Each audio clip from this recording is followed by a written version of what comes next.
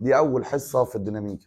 احنا الديناميكا مش هنشرح اللي قالته الوزاره بس، الفرع ده بالذات، الفرع ده بالذات كله معتمد على بعضه، واحنا هنضطر نعمل زيادات وزيادات كتير في الفرع. يعني انا ممكن اشرح ما نسبته 90% من الفرع القديم، يعني ممكن اوصل لمرحله 90% من الفرع زي ما كان على قديمه. كتاب الوزاره منزل 7 دروس بس، عارف انت كله على بعضه 7 دروس، بس في حاجات معتمد على حاجات وهو مدخلها في النص، حاجه مدخل في النص. لا، الكلام ده هيعمل لنا لخبطه وازمه، فانا همشي فيه. يعني هاخد اي حاجه كتاب الوزاره ملمس معاها كده هشرحها كامله خلاص، عشان هو فرع كده متكامل على بعضه، ما ينفعش كده لو سقطنا فيه جزئيه ممكن تبوظ لنا الدنيا. تمام. فتنسى خالص موضوع ايه، اصل الدرس الفلاني قالوا مش موجود، ولا سيبني اشرح لك الفرع عشان يبقى عندك كل المعلومات عنه عشان تقدر تتعامل بيه. لو سبت حاجات في النص ممكن ابوظ لك الدنيا، عشان هي وحده كامله متكامله على بعضيها. لو في حاجه سقطت في النص الدنيا هتبوظ بجد. هم استهبلوا قوي قوي في الفرع ده، في موضوع الحذف، في حاجات معتمده على حاجات وهم شايلينها، وفي الاخر حاططها برضو جوه مسائل. هو بيعتبر ان هو خلاص الحاجات دي بالفعل نزلوها لتانية ثانوي، فهو حاطط المنهج الجديد ده على اعتبار ان الطالب كده درسها في تانية ثانوي وانت ما شفتهاش في تانية ثانوي اصلا. فاهمني؟ فهنمشي كده بدماغ انا في الموضوع ده. بص يا سيدي، عندنا شويه حاجات اساسيه كده راجعهم معايا. لو الجسم، طبعا انت عارف ديناميكا يعني علم الاجسام الايه، فتلاقيني اول سلام عليكم خالص سرعه. ليه الجسم بيتحرك بقى يا ريس؟ كل اللي جاي فيه حركه. ديناميكا علم اجسام متحركه، وهو فرع سهل بالمناسبه للغايه، للغايه، تافه عشان تبقى عارف يعني. وبرضه في قانون ما هناخده بعد شويه هيبقى مسيطر كده على معظم الفرع، لما تحتاس تروح داخل في القانون ده يظبط لك الدنيا زي ما عملنا كده في الاستاتيك. بس يا سيدي، لو السرعه ثابته ما بتتغيرش يبقى القانون اللي بيحكمك في المساله سرعه بتساوي مسافه على زمن، السرعه بتساوي مسافه على زمن. ده لو السرعه ما بتتغيرش، يعني واحد ماشي بسرعه 100، بعد شويه 100، بعد شويه 100، بعد شويه هو خلاص سرعته ما بتتغيرش. لو سرعتك طول الوقت ما بتتغيرش يبقى ده القانون اللي يحكمك، اللي هو سرعه بتساوي مسافه على زمن. لو السرعه ابتدت تتغير، نقول في اللحظه دي ان السرعه دي فيها عجله. نستخدم الثلاث معادلات دول اللي انت درستهم في تانية ثانوي في الميكانيكا او درستهم في الفيزياء، اكيد حافظهم صح؟ اللي هو ع بيساوي ع صفر زائد ج ن، وف بيساوي ع صفر ن زائد نص ج ن تربيع، وع تربيع بتساوي ع صفر تربيع زائد 2 ج ف. دول 3 معادلات، عايزك تتامل بس معايا التامل ده. دول كام معادله؟ 3. فيهم كلهم على بعض، كلهم على بعض خمس يعني 5 حروف، اللي هم ع صفر وعين وجيم ونون وف. عين صفر اللي هي ايه يا شباب؟ سرعه ابتدائيه. طب وعين؟ طب وجيم؟ طب ونون؟ طب وف؟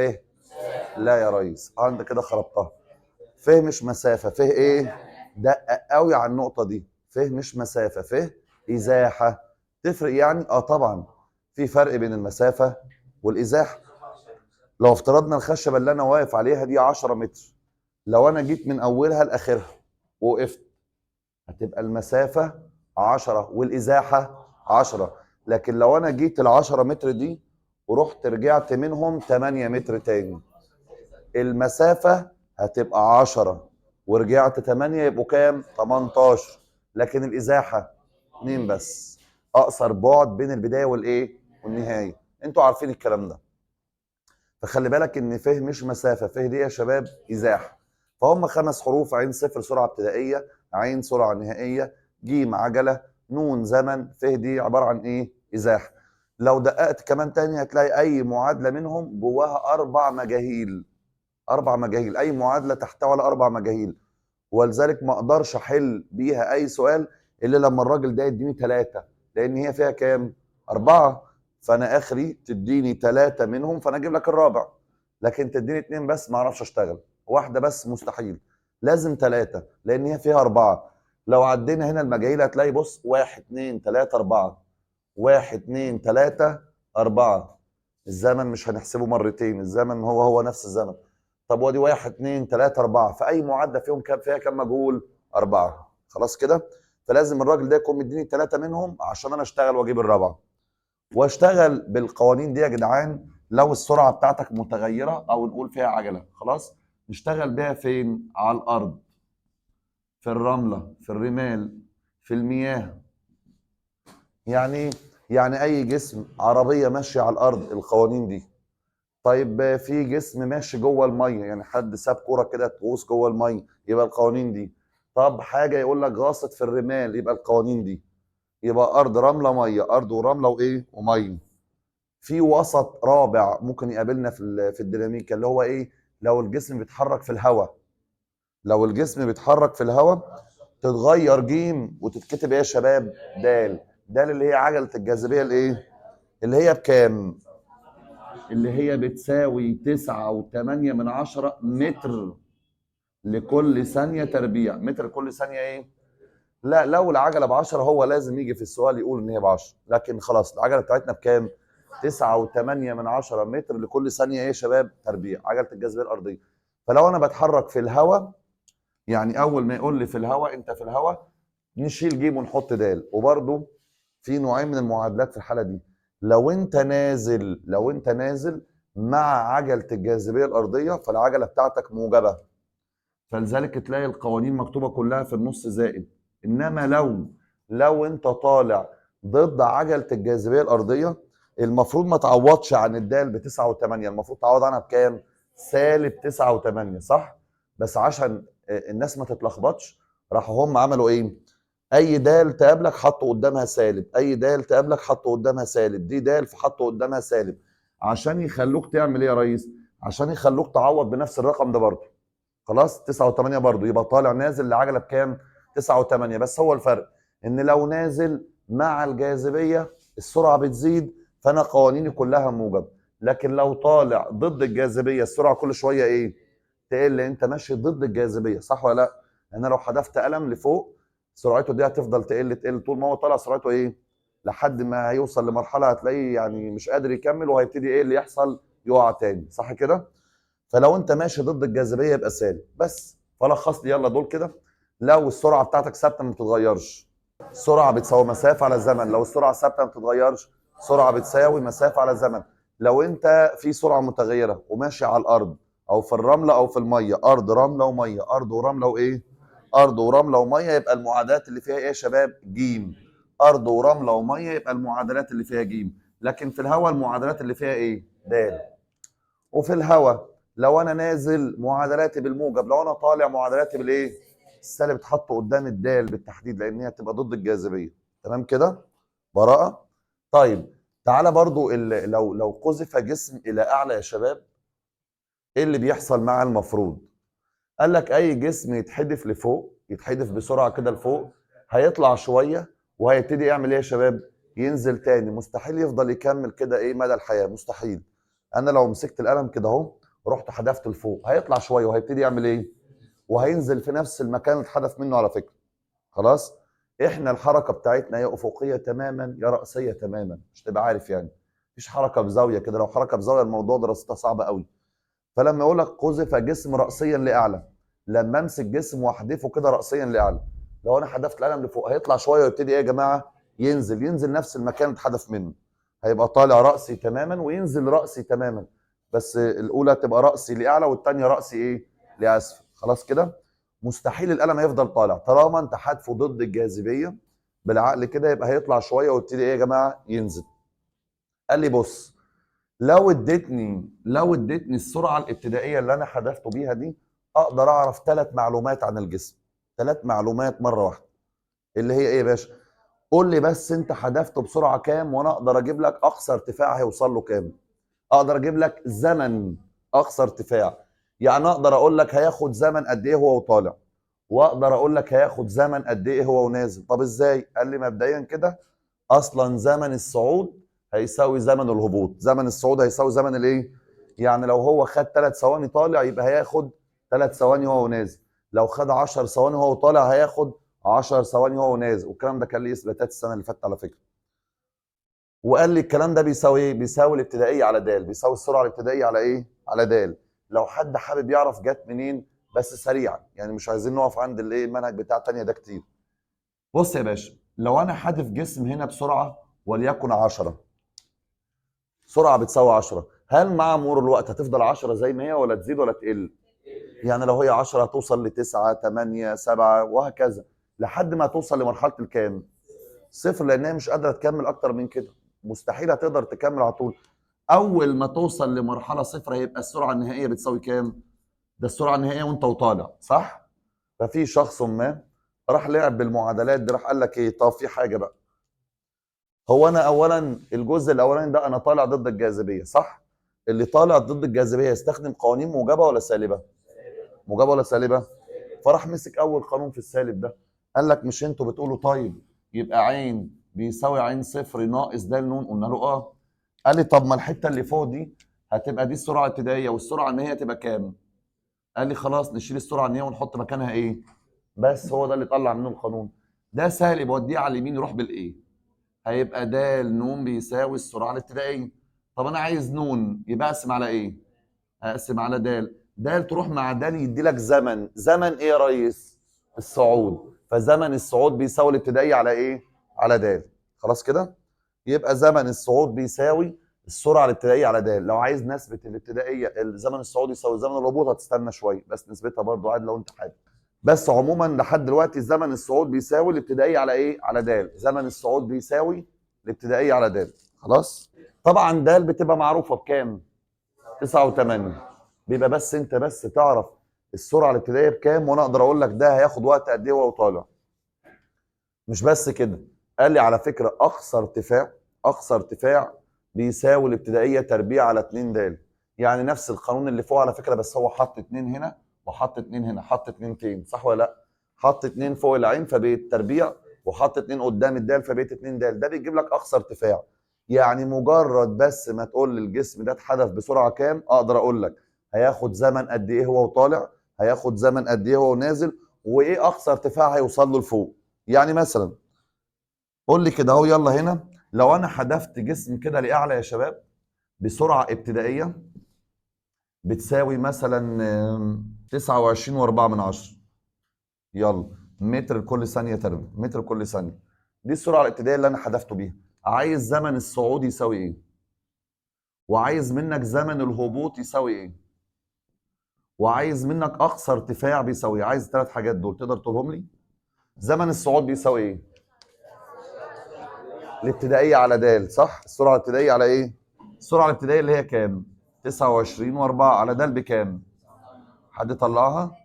3 ثواني. طب اذا كان زمن الصعود 3 ثواني يبقى الهبوط كام؟ 3 ثواني. طب اقصى ارتفاع بيساوي ايه؟ الابتدائيه تربيع، صح؟ على 2 د طالعه كام؟ الابتدائيه تربيع على 2 د يبقى طلع 1/10 متر، صح؟ تقريبا يعني. بس يبقى مجرد ما تقول لي بس اتحدف بسرعه كام اقدر اقول لك هياخد زمن قد ايه طالع، هياخد زمن قد ايه نازل، هيطلع مسافه اقصى ازاحه هيطلعها لفوق قد ايه. براءه كده يا شباب، من مجرد بس ما تعرفني اتحدف بسرعه قد ايه، بس بشرط يكون قذف الجسم الى ايه يا شباب؟ الى اعلى مش لتحت. لو لتحت القوانين دي كلها تبقى بلح. قذف الجسم لاعلى اللي هو هيطلع ويبتدي يلف وينزل. وبالمناسبه الكيرف اللي احنا عاملينه ده مش صح، المفروض ان الجسم هيطلع وينزل في نفس الايه، بس انا لو عملتهم طالع نازل على نفس الخط حضرتك هتتلخبط. فاحنا ايه يعني بنفصلهم كده، فتحس ان هو ايه خد وقت وهو بيلف. ده مش حقيقي، هو مش هيلف اصلا، هو هيطلع وهينزل في نفس المكان اللي كان طالع فيه. بس انا لو عملت الخط كده طالع ونازل هتلاقي ان مش هتعرف الفرق بين الاثنين، هتتلخبط. عشان كده بنعمل طالع لوحده ونازل ايه جنبه كده كانه لف يعني، بس هو هيرجع في نفس المكان. خلاص كده يا شباب؟ طيب عايزك كده في شويه كلمات تبقى حافظهم كويس قوي قوي قوي قوي قوي، دول اهم من اسمك دلوقتي في الديناميكا. لو الراجل ده قال لك ان الجسم يتحرك باقصى سرعه، اقصى سرعه في الرياضه معناها ان العجله بصفر. هنستخدمها كتير قوي الجمله دي. لما يقول لك الجسم يتحرك باقصى سرعه معناها العجله بكام؟ اقول لك تفسير الكلام ده ايه. حضرتك اي عربيه خلقها ربنا، اي عربيه في الدنيا ليها عداد بتاع سرعه، صح ولا لا؟ مش ممكن يعني مهما كان اللي راكب ده يعني حاجه عظمه جدا كده مش ممكن يعدي، يعني يجيب سرعه اعلى للعربيه، صح ولا لا؟ كانت بيئه العربيات كلها زي بعض في السرعه، ده ما لا، في عربيات غاليه وفي عربيات رخيصه وفي عربيات فيراري سرعتها عاليه قوي، في عربيات كوري معفنه، فيعني كل عربيه وليها السرعه بتاعتها، صح؟ فلو انا راكب عربيه العداد بتاعها يعني ايه، المؤشر بتاع السرعه اخره 200، اخره كام؟ لو انا مايكل شوماخر اللي بيسوق العربيه ده زود سرعه ويفتحوا لي الطريق، اخري هجيب كام؟ فانا لو وصلت لمرحله اقصى سرعه، اقصى سرعه، يبقى انا كده جبت الرقم كام؟ وهفضل ماشي بال 200 دي، صح ولا لا؟ اقدر ازود اكتر من كده ولا هقلل؟ لان انا بقول اقصى سرعه، انت واخد بالك من الجمله انا بقول ايه يا جدعان؟ فكلمه اقصى سرعه معناها ان انا جبت اعلى حاجه في العربيه ومكمل بيها، صح ولا لا؟ طب طالما انت اقصى سرعه اللي هي 200 وهتفضل مكمل بيها، يبقى السرعه بتاعتك ثابته ولا متغيره؟ يبقى العجله بكام؟ فخليك فاكر دي كلمه اقصى سرعه يعني العجله بصفر، اقصى سرعه يعني العجله بكام؟ ما العجله دي هي المسؤوله عن تغير السرعه، صح ولا لا؟ العجله تظهر امتى؟ لما يبقى السرعه متغيره. لكن لما تيجي تقول لي اقصى سرعه، اقصى سرعه يبقى العجله بصفر. تاني يا جدعان، ايه؟ اكيد طبعا. بالمناسبه لو الجسم ماشي بسرعه منتظمه يعني ما بتتغيرش، وواحد عايز يستخدم دول من حقه، بس بشرط يعوض عن العجله بكام؟ هيطلع لك يعني نفس القانون اللي فوق على فكره، عوض عن العجله بصفر هتوصل لنفس النتائج اللي فوق تماما.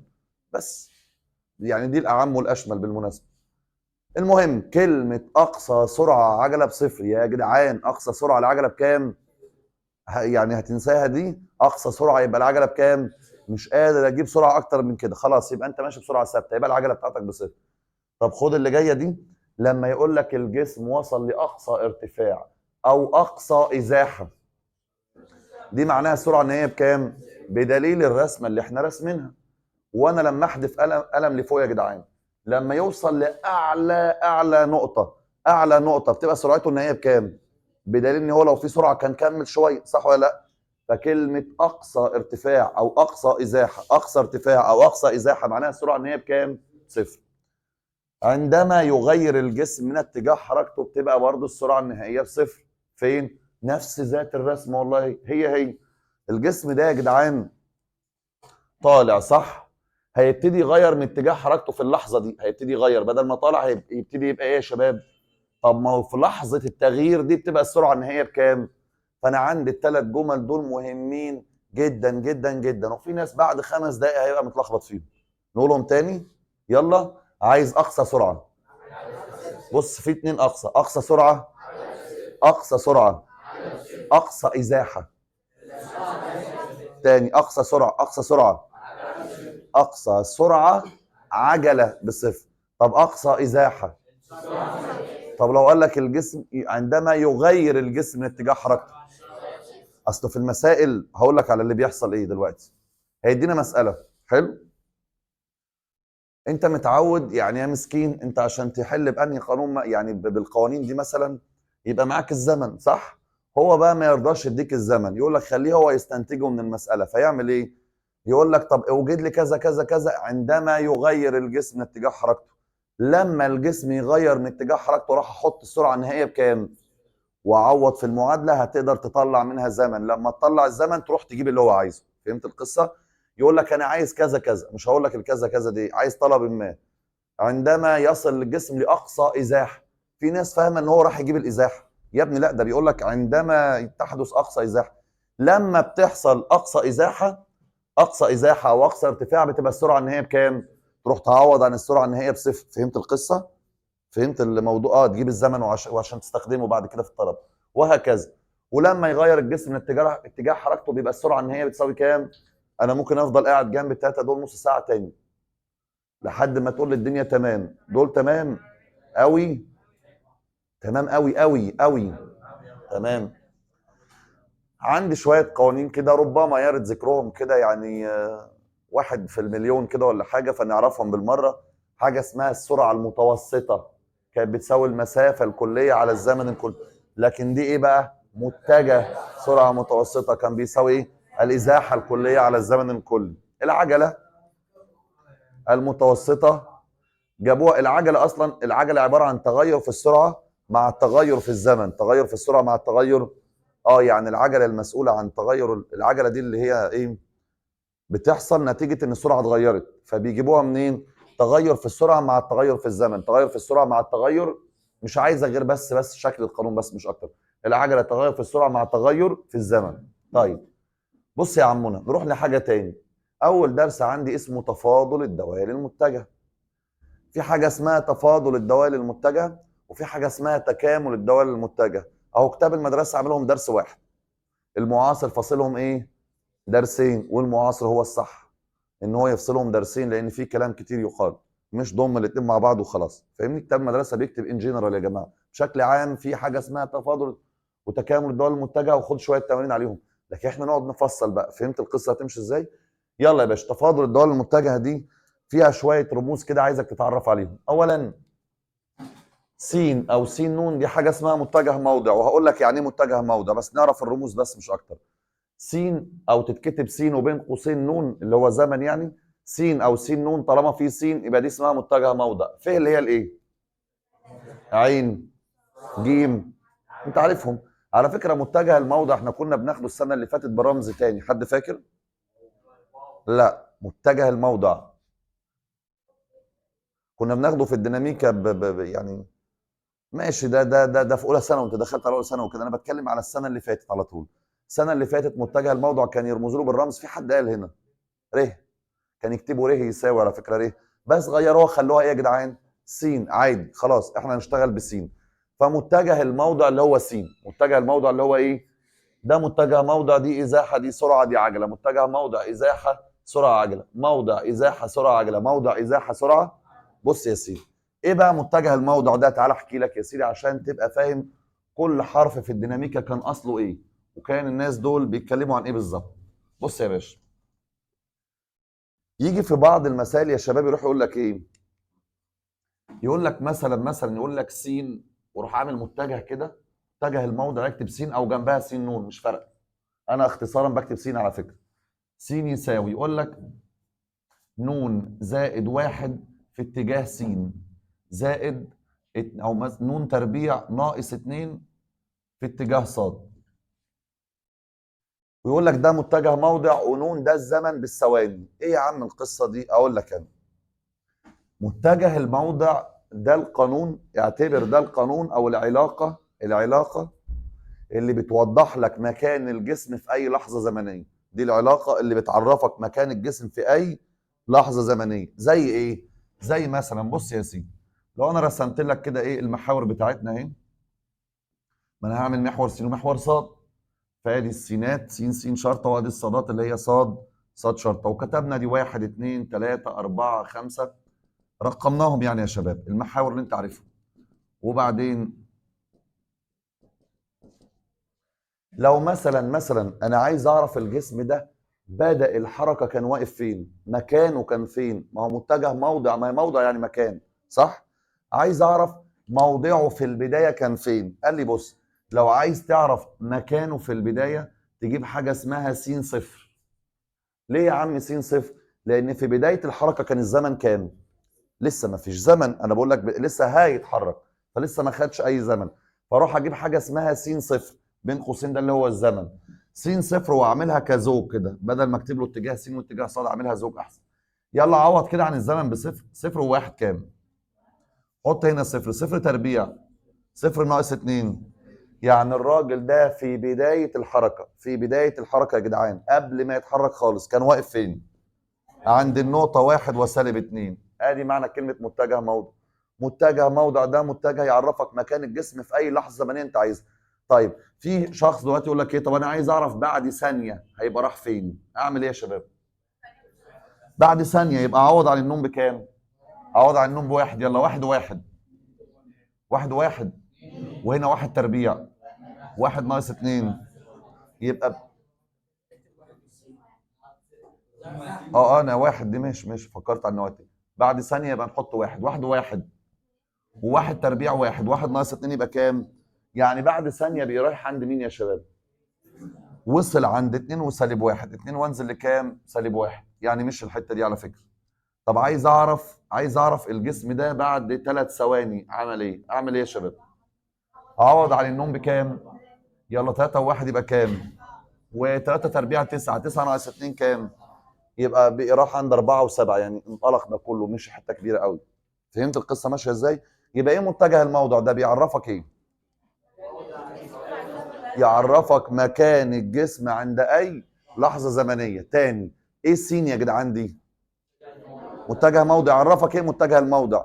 موضع يعني ايه؟ موضع يعني ايه؟ مكان الجسم عند اي لحظه زمنيه. مكان الجسم عند اي. متفقين يا شباب؟ طب تمام. فبس على فكره يعني مش دايما متجه الموضع يبقى في اتجاه س واتجاه ص. يعني مش دايما الجسم يتحرك في المستوى الاحداثي. على فكره ممكن يقول لك ايه؟ ممكن تلاقيه راح عامل لك كده، يقول لك والله انا عندي متجه الموضع هكتبه بالطريقه دي. يقول لك س ن، او انا اكتبها س بس احيانا. الكتب بتكتبها احيانا س ن واحيانا س يساوي. يروح كاتب لك كده يا شباب، يقول لك ايه؟ يقول لك 2 ن زائد 1 في اتجاه ي. يعني ايه يا عم اتجاه ي؟ قال لك يعني في اي اتجاه وخلاص. اتجاه ما نعرفوش، الاتجاه اللي ما نعرفوش في الرياضه بنسميه احنا ايه؟ اتجاه ي وخلاص. في الحاله دي ده مش بيتحرك في المستوى الاحداثي، ده اعتبره كده ايه؟ على خط مستقيم يا ريس. فاهم ازاي؟ اللي هو ادي صفر، ادي 1 2 3 4 5، وادي -1 -2 -3 -4. ليه؟ ما هو اتجاه واحد، صح ولا لا؟ انا عملت هنا مستوى احداثي لانه كان ايه وايه يا شباب؟ اتجاه س واتجاه ص، اتجاهين. اتجاه س واتجاه ص. عارف لو احنا في ثلاثي الابعاد ممكن اعملها له ايه؟ اتجاه س واتجاه ص واتجاه عين، يبقى بيتحرك في الفراغ الجسم ده. بس فالجسم يتحرك ممكن في احادي البعد، ممكن في ثنائي البعد، ممكن في ثلاثي البعد لو س وص وعين. فعموما لما الراجل يقول لك اتجاه ي، بنعتبر ان في محور وخلاص. طب انهي محور من التلاته؟ ما انا ما اعرفش، هو مسميه ي، فما قاليش ده محور س ولا ص ولا عين، فانا بعمل اي خط والسلام. طيب وبعدين لو عايز تعرف الجسم ده بدأ الحركه منين، نعمل ايه يا شباب؟ نجيب حاجه اسمها س كام. يلا يا باشا هات لي س صفر. نعوض عن الزمن بكام؟ 2 في صفر، صفر وواحد، واحد في اتجاه اليه. يعني يا باشا كان واقف هنا. اعتبر ده اتجاه الموجب وده السالب اهو، ما هو دي طالعه موجب، يبقى كان واقف هنا. طب عايز اعرف بعد ثانيه راح فين. عوض يلا على النوم بكام؟ بواحد. واحد في اتنين، اتنين زائد واحد، تلاتة في اتجاه ي. بس صعبه؟ يعني هو كان واقف عند كام يا شباب؟ بقى راح عند كام؟ يعني عمل الازاحه دي، صح؟ مش الازاحه اقصر بعد بين البدايه والنهايه؟ طب بالمناسبه كده انا لو طلبت من حد الازاحه، هي هنا عمليا لو من هنا لهنا يبقى خد ازاحه كام؟ 2، صح؟ حد قال حاجه حلوه دلوقتي، نطرح مين ناقص مين؟ 3 ناقص كام؟ على فكره الازاحه بشكل عام بتبقى المكان الثاني ناقص المكان، يديك الفرق اللي في النص ده اقصر بعد. المكان الثاني ناقص المكان الثاني اللي هو كام؟ ناقص المكان الاولاني اللي هو كام؟ في اتجاه ي. يطلع لك الناتج ايه يا جدعان؟ 2 في اتجاه ي. فاللي عايز يجيب ازاحه بيروح يطرح المكان الثاني ناقص المكان الايه؟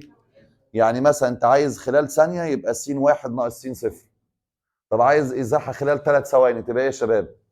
س 3 ناقص س صفر، اللي هو المكان الثاني ناقص المكان. يلا يا باشا يبقى الازاحه بتساوي س 2 دي مقصود بيها المكان الايه؟ س 1 دي المكان الايه؟ بس يلا يا باشا يبقى الازاحه، بص هكتبها لك بالعربي اهو. الازاحه بتساوي المكان الثاني ناقص المكان الاولاني، المكان الثاني ناقص يلا يا باشا.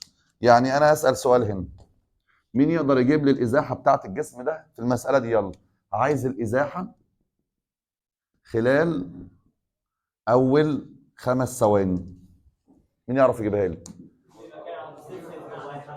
اقول له بص اكتب يا عشان ما تلخبطش. الازاحه بتساوي، انت عارف ايه المكان الثاني هيبقى؟ س 5. طب ايه المكان الاولاني؟ س صفر. بس والباقي ده تعويضات يعني.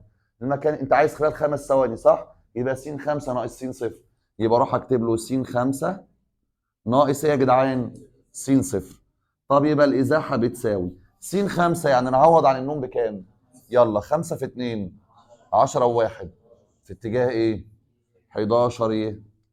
ناقص. يلا س صفر، احط الزمن بصفر. 2 في صفر بصفر، صفر وواحد، واحد في اتجاه ايه؟ يبقى يدينا كام يا شباب؟ بس حلو قوي الكلام ده. يبقى الازاحه بتساوي المكان الثاني ناقص المكان الاولاني، المكان الثاني ناقص مكان الاولاني. متفقين؟ طب لو قال لك انا عايز الازاحه من الثانيه الثانيه للثانيه الخامسه، تعملها ازاي؟ من الثانيه للخامسه، مش اول 5 ثواني كلهم، لا من الثانيه للخامسه. تبقى يا شباب، يعني لو قال اهو، بص مش خلال بقى، قال لك من الثانيه الثانيه الى الخامسه، يبقى تبقى ايه؟ س 5 المكان الثاني ناقص المكان الاولاني، تبقى س 5 ناقص س كام؟ ونعوض 2 في 2 ب 4 و1 تبقى دي 5، ويبقى 11 ناقص 5 يبقى 6. فهمت القصه ماشيه ازاي؟ طيب ده برضو قانون مهم. قبل ما اخش في اول حاجه بقى، كله ده كلام قديم، كله ده يعتبر دردشه صح؟ عايزك تلخصها لي تاني. لو سرعتك، معلش هي احنا بدايه فرع يا جماعه، مش سيبك من نوع، احنا ما بناخدش الدرس، احنا بنهيئ للفرع كله صح؟ يلا يا باشا، لو سرعتك ثابته ما بتتغيرش يبقى السرعه بتساوي، لو انت سرعتك متغيره وماشي في الارض او في الرمله او في الميه، ارض ورمله وميه، يبقى المعادلات اللي فيها ايه؟ ج. طب لو انت ماشي في الهواء، المعادلات اللي فيها، لو انت نازل مع الجاذبيه قوانينك، لو ماشي ضد الجاذبيه قوانينك سالب. والعجله بتاعتك بتساوي كام؟ 9.8 متر. طب بقول لك ايه، العجله دي كان ممكن تساوي 980 امتى؟ لو تمييز هيبقى ايه؟ صح، لو حول من متر لسنتي يبقى ضرب في 100 باين قوي.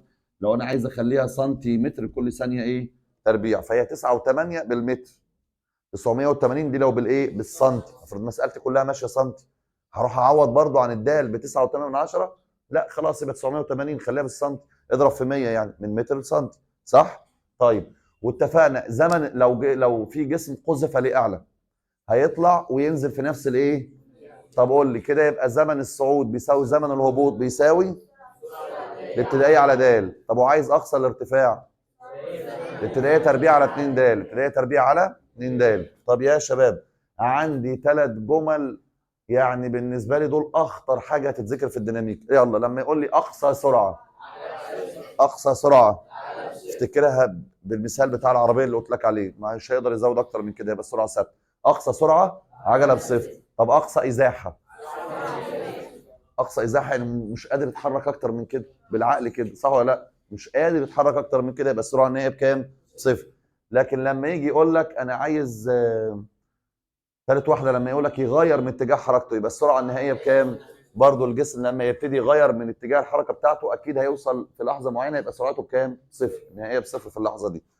طيب والثلاث قوانين دول انت عرفتهم خلاص، وعرفنا ان س متجه موضع فيه ازاحه سرعه، ع سرعه، وج عجله. خلاص. خد بقى، والازاحه بتساوي المكان الثاني ناقص المكان، والموضع انت عرفت يعني ايه متجه موضع، دي علاقه بتعرفني مكان الجسم في اي لحظه زمنيه.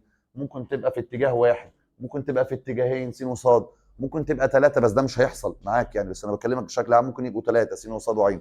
انت اخرك خالص اتجاهين، و99% من الديناميكا ماشيه الاتجاه الواحد. فاهم ازاي؟ الدنيا بسيطه يعني. طيب خد بقى الكلام اللي جاي ده. طيب بص بقى، خد بقى المعلومه الجديده، بيقول لك لو عندك موضع او ازاحه، سواء موضع سواء ايه، وعملت له اشتقاق، ركز بقى في الكلمه اللي جايه دي، بالنسبه للزمن، بالنسبه للزمن. لو عندك علاقه بتاعه موضع او ازاحه عملت لها اشتقاق بالنسبه للزمن، الاثنين دول يعتبر مسافه على فكره يا شباب. لما تشتق مسافه، فاكر الدرس المعدلات الزمنيه؟ مسافه بالنسبه لزمن تدي لك ايه؟ لو اشتقيت سرعه بالنسبه لزمن تدي لك. فانا برضو دول بقى ايه بالنسبه لي؟ شيء بديهي واساسي جدا. المره الجايه ناخد عكسهم على فكره. المره الجايه حد يخمن الدرس اللي جاي هيبقى ايه؟ نعمل تكامل، نعمل تكامل نطلع لفوق. المره دي احنا نازلين، المره الجايه نبقى ايه؟ طالعين. بس اديك معاك فكره درسين ورا بعض اهو. فيلا يا باشا قول لي، انا عايز الترتيب كده، يبقى موضع او ازاحه نشتق يطلع ايه؟ سرعه نشتق يطلع عجله، نشتق نطلع. ما عنديش، اخترعوش حاجه تانية اكتر من كده يعني، لما يخترعوها هقول لك على طول والله. بس فانا اخري خالص تحت ايه؟ عجله. يبقى موضع او ازاحه، موضع او ازاحه اشتقاق بالنسبه للزمن يجيب سرعه تشتق بالنسبه للزمن. انا كده خلصت اللي عايز اقوله. هيبقى فاضل جزئيه صغيره نتكلم فيها بعد شويه، لكن بعد كده المسائل دي كلها بتاعتك انت، المفروض ما حلش حاجه خالص على الاطلاق. المفروض ابقى اسمع منك الاجابات تماما، انا بس هحل الجزئيه، يعني هفهمك حاجه اسمها التسارع والتباطؤ. بس اقولها نظري بالمره. بالمره. في يا جدعان نوعين من الحركه. في حركه يقول لك متسارعه، وفي حركه يقول لك عليها متباطئه او تقصيريه. انا هكتب قانون في حاجه ولا ايه؟ انا هكتب قانون، ولو حد ذكي كده يقول لي يعني تفسيره ايه؟ ليه اتكتب كده؟ بيقول لك الحركه تبقى متسارعه، يعني باستمرار في ازدياد السرعه بتاعتها، لو عين في جيم، عين في جيم اكبر من صفر. وهتبقى متباطئه لو السرعه في العجله متباطئه وتقصيريه بتقل، يعني لو السرعه في العجله اقل من صفر. حد يمتلك تفسير للكلام ده؟ بالراحه بالراحه. ها، خلينا في المتسارعه. ليه الاثنين دول لو اتضربوا في بعض وكان الناتج اكبر من صفر نقول عليها حركه متسارعه؟ ليه؟ اقول لك ليه. انت عارف ايه الاشارات اللي تتضرب في بعض تطلع اكبر من صفر؟ تعرف اكبر من صفر يعني ايه اصلا؟ موجب، صح؟ ده يحصل امتى؟ الموجب ده يطلع امتى؟ لو ضربنا موجب في ايه؟ او سالب في ايه؟ طيب خلينا في موجب، في موجب لان دي اللي دماغها هتستوعبها اكتر. تخيل واحد سرعته بالموجب، سرعته بالموجب، والعجله بتاعته بالموجب. سرعته بالموجب يعني، على فكره سرعه بالموجب وسرعه بالسالب ممكن نعتبرها واحده للامام وواحده للخلف، يعني السرعه بالموجب دي للامام والسرعه بالسالب دي للايه يا جدعان؟ يعني عشان بس، او سرعه بالموجب مثلا طالع، سرعه بالسالب ده نازل، المهم يعني اتنين اتجاهين عكس بعض، طالع نازل، يمين شمال، امام وخلف، بس يعني. فتخيل ده سرعته الاثنين دول عشان يطلعوا ضربهم اكبر من صفر يبقى يا اما موجب في موجب يا اما ايه في ايه. تخيل الاحتمال الاول، واحد معاه سرعه بالموجب ماشي للامام، ومعاه عجله برضه موجبه. العجله الموجبه دي يا جماعه تبقى مع الحركه ولا ضد الحركه كده؟ يبقى بتزود سرعتك، صح ولا لا؟ سرعتك بتزيد، سرعتك بتزيد، فالحركه بتاعتك متسارعه. طيب لو سرعه سالبه مع عجله سالبه، طب ما هيبقوا الاثنين في نفس الاتجاه برضه، صح ولا لا؟ سرعه سالبه يعني ماشي شمال، وعجله سالبه يعني ماشيه في نفس الاتجاه اللي انت ماشي فيه، صح ولا لا؟ للخلف، اسف، بدل ما كانت للامام. سرعه سالبه السرعه الموجبه للامام، طب سرعه سالبه نعتبرها للايه؟ طب العجله السالبه يبقى في نفس الاتجاه برضه، يبقى انت بتزيد سرعتك بس في الخلف، صح ولا لا؟ سرعتك بتزيد في الخلف. فلو الاثنين ضربهم طلع اكبر من صفر فنقول عليها حركه متسارعه، ضربهم اصغر من صفر، ضربهم اكبر من صفر متسارعه، سواء موجب في موجب او سالب في سالب. لو الاثنين ضربهم اقل من صفر نقول عليها تقصيريه. ليه؟ هو امتى دول يطلعوا اقل من صفر يعني سالبين؟ في حالتين، يا اما ده موجب وده سالب، يا اما ده سالب وده ايه؟ صح ولا لا؟ عشان سالب في موجب بسالب. طب ما كده يبقى الاثنين فعلا ضد بعض. تخيل واحد ماشي بسرعه موجبه يعني الامام، ومعاه عجله سالبه. عجله سالبه بتساعده ان هو يزيد كده ولا بتبطئ حركته؟ ده عجله ضد الحركه بتاعته، كانها حاجه ماسكاه، كانها مقاومه ليه على فكره. فالحركه تبقى يعني بتبطأ كل شويه، فيقولوا عليها تباطؤيه او يقولوا عليها تقصيريه او متباطئه. بتقل كل شويه، اي جمله معناها ان هي بتقل.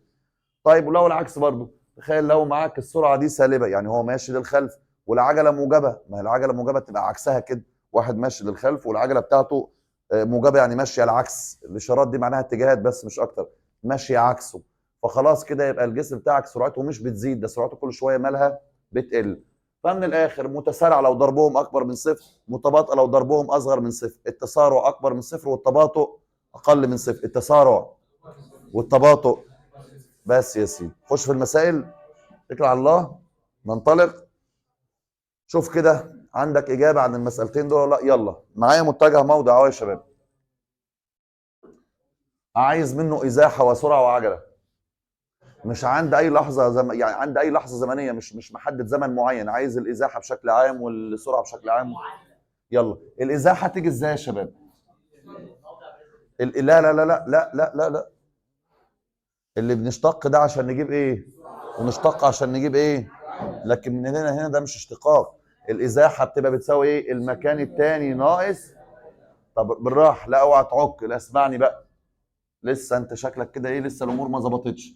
الازاحه بتساوي المكان الثاني، بص انا هكتب ايه؟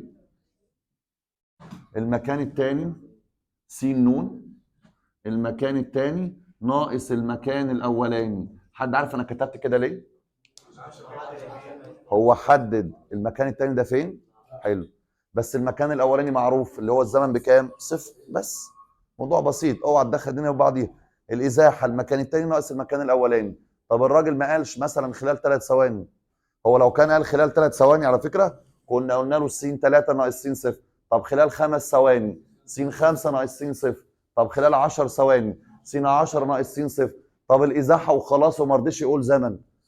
حد ما رضيش يقول زمن يا جدعان، يبقى س ايه؟ اعمل لك س ن ناقص س 0، س ن ناقص س 0. بس يلا يا باشا. س ن اللي هي ايه يا شباب؟ اللي هي زي ما هي، هنعوض عن الزمن بزمن. طب ما هي ايه اللي هيتغير يعني؟ هتبقى ايه؟ طيب قول لي كده. ن تربيع ناقص 5 ن زائد 6 في اتجاه اليه ناقص س 0. يبقى نعوض عن الزمن بكام؟ يتبقى معاك كام؟ 6 في اتجاه اليه. نزل دول تحت شويه. مين يقول لي كده الناتج يبقى هيساوي ايه؟ 6 ناقص 6 هتروح، يبقى ايه اللي يتبقى؟ ن تربيع ناقص 5 ن في اتجاه اليه. بس خلاص. دي الازاحه. عايز منك يلا سرعه، وعايز منك عجله. ده كلام فاضي. يلا هات لي سرعه. نجيب السرعه ازاي؟ اشتق مين بقى؟ اشتق الموضع ولا الازاحه؟ الاثنين صح. الاثنين صح. ما انا قايل موضع او ازاحه والله. لا ده انت لسه، شكلك لسه خالص، لسه قوي. اشتق مين يا جدعان عشان اجيب سرعه؟ موضع ولا ازاحه؟ اي حاجه. طب نشتق الاثنين، نجرب الاثنين. لو اشتقنا موضع تبقى ايه؟ اشتق دي بالنسبه للزمن تبقى ايه يا شباب؟ 2 ن ناقص 5 في اتجاه اليه. طب واحد راح قال لك لا انا هشتق الازاحه اللي انا جبتها دي. اشتق يلا ن تربيع تبقى كام؟ 2 ن ناقص 5 ن ناقص 5. هي يا زكي. هي. طيب والعجله؟ اشتق دي، اشتق 2 ن تبقى كام؟ في اتجاهيه. ما تنساش تحط اتجاهات طالما انا حاطط اتجاهات هنا. صح كده؟ ده موضوع مسلم بيه. انا هتحط اتجاه هنا، هتحط اتجاه هنا. هو كده. خلاص. يتحرك جسم في خط مستقيم بحيث كان متجه الموضع اهو، متجه الموضع اهو، حيث س دي بالمتر ون دي بالثانيه. اوجد الازاحه بشكل عام. عارف الازاحه؟ نجيب الازاحه ازاي يا شباب؟ الازاحه بتساوي ايه؟ مكان التاني ناقص المكان. حد يعرف فيكم المكان التاني فين؟ انت ما قلتش يا ريس انت عايزه فين، فيبقى س ن بقى. يبقى المكان التاني س ن ناقص ايه يا شباب؟ ناقص س 0. طب يلا يا باشا عايز اسمع منك انا. س ن اللي هي ايه؟ ن تربيع ناقص 4 ن زائد 3 ناقص س 0 0 0 يتبقى كام؟ الكلام ده بيساوي، خليها تحتيه اهو، 3 ناقص 3 هتروح ايه بقى؟ يتبقى ايه يا شباب؟ ن تربيع ناقص 4 ن في اتجاه ليها. طيب ده السؤال الاول. السؤال الثاني يقول لك انا عايز منك الازاحه بعد 3 ثواني. يبقى نعمل ايه؟ ممكن واحد يعوض هنا. مش ده الازاحه عموما؟ انت عايز بعد كام ثانيه؟ يبقى نعوض عن النوم بكام؟ يطلع لي الازاحه على طول وخلاص.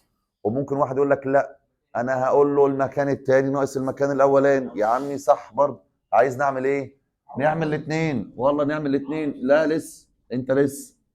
الازاحه بتساوي س مكان الثاني ناقص المكان الاولاني. يبقى بيساوي يلا بعد 3 ثواني حط 3 تربيع و9 و3 12 صح؟ و3 في 4 فهيبقى 12 ناقص 12 كام؟ هيبقى 0 في اتجاهيه. وصل عند الصفر بعد 3 ثواني. عادي كان بادئ من مكان معين ووصل عند الصفر. ايه المشكله؟ ما انا ما اعرفش كان بادئ، ممكن يكون بادئ كان واقف عند ال10 اصلا، انا مش عرفني. يلا يا باشا ناقص المكان الاولاني. يلا حط النون بصفر. 0 0 يتبقى كام؟ اهو كان واقف عند 3 اصلا. كان واقف عند 3 فبعد شويه بقى عند 0، يعني كان بيرجع لورا. ايه المشكله؟ يلا 0 ناقص 3 يدينا كام؟ -3 في اتجاه اليمين. طب واخواننا اللي كانوا عايزين يعوضوا هنا هنعمل ايه يا شباب؟ عوض كده. 3 تربيع بكام؟ و3 في 4 بكام؟ طب وهي 9 ناقص 12 البحث المنطق، عايزك تبقى ايه، تلعب بالحاجات دي لعب كده، واللي هو نعمل كذا ونعمل كذا وكل اللي يجي في دماغك صح. عايز طبعا الازاحه اليست كميه متجهه؟ خلاص كميه ليها اتجاه، يعني اكيد في منها موجب في منها سالب، ده السرعه، في منها موجب في منها سالب. متجه السرعه بعد 4 ثواني. متجه السرعه، عايز سرعه.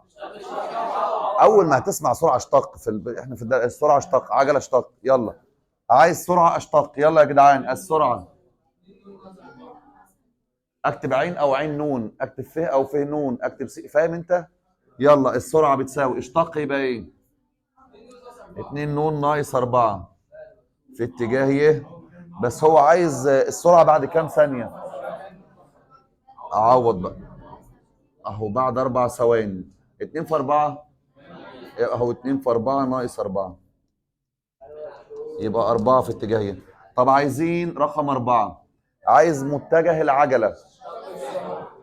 امسك العجله دي اروح ماسك اخر حاجه جبتها اللي هي السرعه واشتقها، مش الناتج السرعه كمتغير، يبقى 2 في اتجاه الايه؟ الياء. خلاص تمام. صعبه؟ انا عايز اسمع اجابات الكلام ده كله منكم.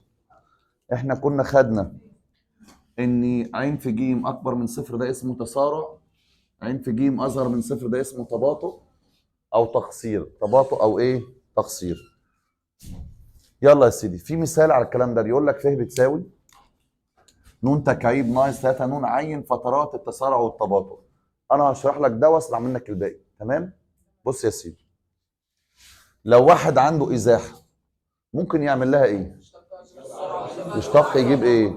سرعه. يشتق يجيب، طب وانت تجيب سرعه وعجله ليه؟ عشان انا سامع كلمتين بيتقالوا، عين فترات تسارعه ايه؟ تسارع وتباطؤ، ده عايز ايه وايه؟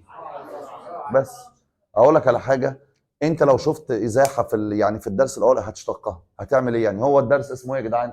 اشتقاق الدوال المتجه، اشتقاقه. هتشتق تجيب الاثنين التانيين، خليهم قدامك، خليهم كده ورا بعض كده، وبعد كده شوف السؤال عايز ايه، بس اعمل كده على طول.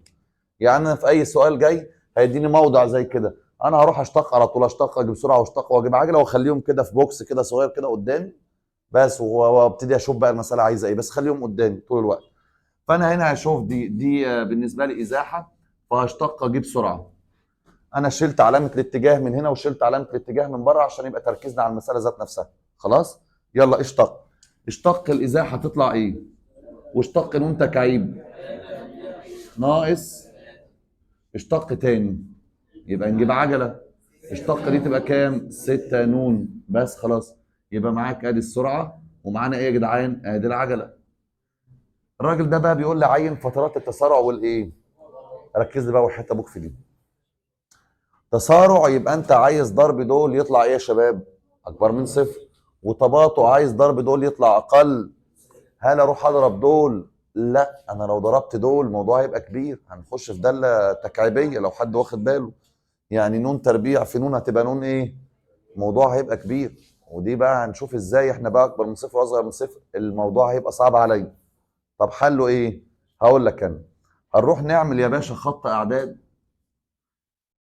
ونحط عليه اشارات، مره للسرعه ومره للايه؟ للعجله. يعني مثلا فوق هنحط اشارات السرعه وتحت هنحط اشارات العجله، ونشوف امتى هما الاثنين موجبين مع بعض، امتى هما الاثنين سالبين مع بعض، امتى واحده موجب واحده سالب. لو الاثنين موجبين او الاثنين سالبين ده اللي هو بيبقى ضربهم اكبر من صفر يبقى ده تسارع، صح؟ لو واحده موجبه وواحده سالبه يبقى ضربهم اقل من صفر يبقى ده اللي هو ايه؟ فانا دلوقتي عايز ابحث اشاره، اتقلبت المساله معايا الى واحد بيبحث الايه؟ عايز ابحث اشاره السرعه وعايز ابحث اشاره الايه؟ العجله. خلاص كده يا شباب؟ يلا يا باشا نبحث اشاره السرعه ازاي؟ اسويها بصفر ليه؟ اللي بيبحث اشاره ده بيبقى عايز يعرف 3 حاجات. الاشاره بتاعت اي داله في الدنيا كام اشاره يا جدعان؟ 3 مش 2، يا موجب يا سالب يا صفر، يا موجب يا سالب. مين اسهلهم؟ فبنساوي الداله بكام؟ بس تاني عايز اعرف اشارات السرعه وعايز اعرف اشارات العجله. عايز تعرف اشارات السرعه روح ساويها بكام؟ صفر، روح ساويها بصفر. اول ما تساوي السرعه بصفر كده اهو، عشان اللي عايز يعرف الاشارات، الاشارات يا موجب يا سالب يا صفر، يا موجب يا سالب، واسهلهم مين؟ اروح مساوي السرعه بصفر، اروح كاتب 3 ن تربيع ناقص 3 بيساوي صفر.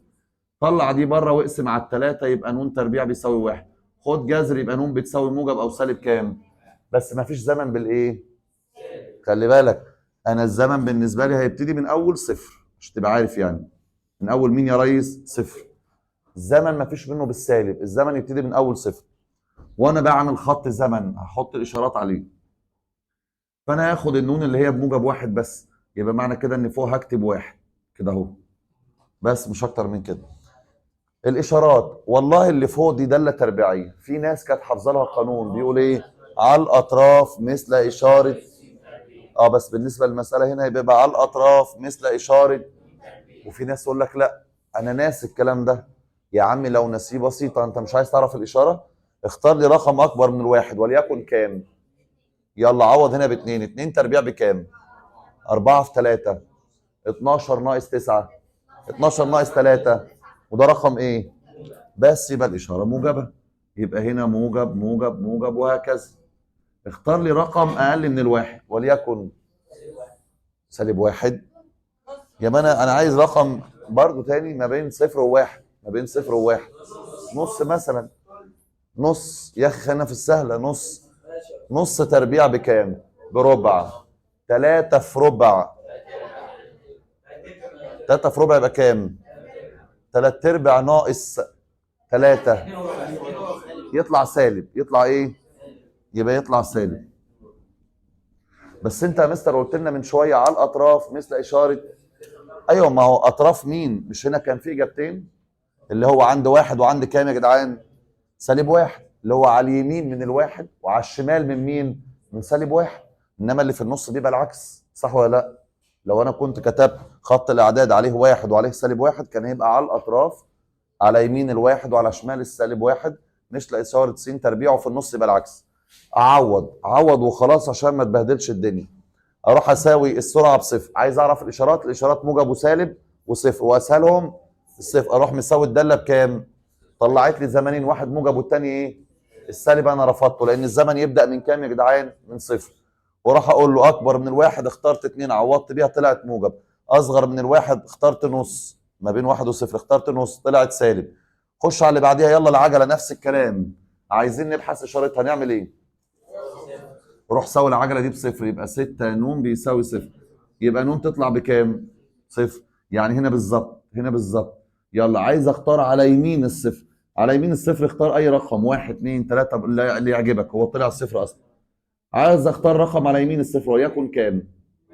واحد. يلا عوض بواحد، 6 في واحد وده رقم ايه يا شباب؟ يبقى كل اللي على اليمين ده موجب. ولو عايز رقم على شمال الصفر براحتك، بس هو كده كده الزمن مش هنختار غير من اول كام؟ صفر. لو اخترنا رقم قبل الصفر هيبقى مثلا سالب واحد. سالب واحد في 6 يدينا كام؟ سالب 6. بس هو في زمن بالسالب؟ بس خلاص فانا عشان كده مش مهتم. يلا قول لي فين فترات التسارع وفين فترات التباطؤ؟ لو الاثنين يا جدعان سرعه وعجله الاثنين موجبين معا ده يدي لك ايه في الرياضه؟ ده تسارع. طب واحده موجبه والثانيه سالبه ده يدي لك ايه؟ تباطؤ. تاني الاثنين موجبين يدوا لك ايه؟ تسارع. طب لو واحده موجبه واحده سالبه ده كده يبقى ضربهم اقل من صفر، يبقى يدينا عمليه ايه يا شباب؟ تباطؤ. طب مين يقول لي فتره التسارع تتكتب ازاي؟ انا عايز بقى التسارع من فين لفين والتباطؤ من فين لفين. استنى بقى عشان ايه؟ ركز لي بقى، يبقى مفتوح ولا مقفول والحركات دي. يلا التسارع من كام لكام؟ ده كلام محترم. من واحد الى ايه؟ ما انا هي طول عمرها ايه؟ استنى بقى على الواحد، استنى بقى على الواحد. ركز بقى. واحد مفتوح ولا مقفول؟ بص يا باشا، انا همسك الواحد ده. لو انا عوضت هنا واحد في 6 بكام؟ 6. عجله طالعه كميه موجبه فعلا. طب حط هنا واحد تربيع بكام؟ 1 في 3 3 ناقص 3 السرعه طالعه بكام؟ صفر. هيبقى صفر في 6 بكام؟ هل الصفر ده رقم اكبر من صفر؟ لا، في اللحظه دي كانت السرعه بصفر. السرعه ايه يا جدعان؟ يعني ولا تسارع ولا تباطؤ، يبقى معانا ولا مش معانا؟ بس فهمت القصه ماشيه ازاي؟ موضوع بسيط خالص. لا يا باشا يبقى مش معانا. طب عايز التباطؤ، يلا قول لي من كام لكام؟ برضه هي من صفر لواحد، بس استنى وحياة ابوك. الواحد مفتوح ولا مقفول؟ الواحد لسه معوضين بيه. الواحد لما عوضنا بيه جاب السرعه بكام؟ انت عارف يعني ايه سرعه بصفر؟ يعني الجسم في اللحظه دي واقف، ولا مش متحرك اصلا، يعني ولا تسارع ولا طب ده ساكن. فالواحد مفتوح. طب والصفر يا جدعان؟ استنى يا ريس، لا الله اعلم، هنشوف. يلا صفر، هنحط صفر تربيع بكام؟ صفر. صفر في 3 صفر. صفر ناقص 3 في سرعه اهي. استنى بس، تعالى هنا حط هنا صفر. صفر في 6 بكام؟ طيب ما كده يبقى العجله بصفر، يعني سرعه كانت ثابته، صح ولا لا؟ لا، ولا تسارع ولا تباطؤ لازم يا باشا ايه، ما يطلعش واحده منهم بصفر، يبقى كده دي مش معانا. ممكن مساله بعد شويه يبقى لا، الصفر ده مقفول. انت لازم تجربهم، لازم، ملهاش حل غير التجربه. ده سؤال لكم انتوا، عايز اسمع منكم انتوا بقى حاجه، عشان انتوا ايه يعني، احنا في حاله حداد كده اهو. اسمع دي نعمل ايه؟ واحد معاه متجه موضع يعمل ايه؟ انا ما قريتش السؤال اصلا، بس هيبقى هنعمل ايه؟ هنشتق نجيب، هنشتق نجيب، وبعد كده ربنا يفرجها، صح؟ بس اشتق. يلا هنجيب السرعه، هتطلع ايه يا شباب؟ اشتق نجيب ايه؟ عجله تطلع كام؟ بس خلاص. يلا عين فترات التسارع والايه؟ نديها خط اعداد بتاع زمن. خلاص، الزمن بيبقى بدأ من كام يا جدعان؟ فوق هعتبرها السرعه، فوق اشارات السرعه وتحت اشارات الايه؟ عايز تبدلهم بدلهم، سرعه وعجله. بس ده خط الزمن يبدأ من كام؟ من صفر، مش هينفع اخش في السالب. يلا عايز ابحث اشارات الجيم، هبدأ بالجيم يا عم، سهله. اشارات الجيم ايه؟ ليه؟ هي اتنين، هي العجله اتنين، خلصت، حسم القرار. اتنين ده رقم موجب ولا سالب؟ هتساويها بصفر ازاي؟ هي اتنين، خلصت. فالعجله موجبه دائما، العجله موجبه دائما، موجبه دائما، موجبه دائما. خلاص كده يا شباب. خش على السرعه، عايز ابحث اشاراتها. الاشارات في الرياضه كام؟ موجب وسالب، واسهلهم مين؟ اروح مساويها بكام؟ يلا يا باشا اسويها لي بصفر، يبقى 2 نون ناقص 4 بيساوي صفر. عارف ده يخليك النون تطلع بكام؟ طلع دي واقسم على 2 يبقى النون ب2. يبقى هنا في 2 عند السرعه. يلا اختار لي رقم اكبر من الاثنين. 3. يلا حط 3. 2 في 3 ناقص 4 موجب 2، يبقى موجب موجب. اختار لي رقم اقل من الاثنين. يلا و2 في 1 ناقص 4. بس يا باشا، في تسارع وتباطؤ. تعالى يلا قول لي فين التسارع. دول كده بالنسبه لك ايه؟ طب دول بالنسبه لك ايه؟ بس يا باشا تباطؤ. قول لي يلا كده، انا لو هكتب فترات هكتب التسارع فين والتباطؤ، تباطؤ او تقصير فين؟ التسارع من كام لكام؟ من 2 لمال. المال ان هي طول عمرها ايه؟ طب والاثنين؟ ها؟ هي الاثنين هنا كده كده موجبه فعلا، لكن هنا 2 في 2 4 ناقص 4 صفر، فمش هينفع. ده صفر، ده كان ساكن، يبقى مفتوحه مش معانا. طب التباطؤ يلا يا جدعان، من كام لكام؟ التباطؤ من صفر لكام؟ اللي هم عكس بعض، عشان يبقى سالب في موجب بسالب اقل من صفر. من صفر لاثنين. طيب هي الاثنين لسه مجربينها مفتوحه، اي رقم جوه من الاخر اللي جوه دول هيبقوا مفتوحين على طول. اللي جوه الصفر هو اللي فيه كلام. الصفر مفتوح ولا مقفول؟ هنجربه. حط معايا الصفر. 2 في صفر، صفر ناقص 4، يعني السرعه سالبه، صح؟ والعجله ايه؟ موجبه. طب ما موجب في سالب او سالب في موجب يدينا سالب، فتمام. يبقى معانا ولا مش معانا؟ معانا. ما طلعش حاجه بصفار، ده طلع لما عوضنا طلعها سالب، ودي مطلعها موجب، وسالب في موجب بسالب، يعني معانا. خلاص. صعب يا جدعان الكلام ده؟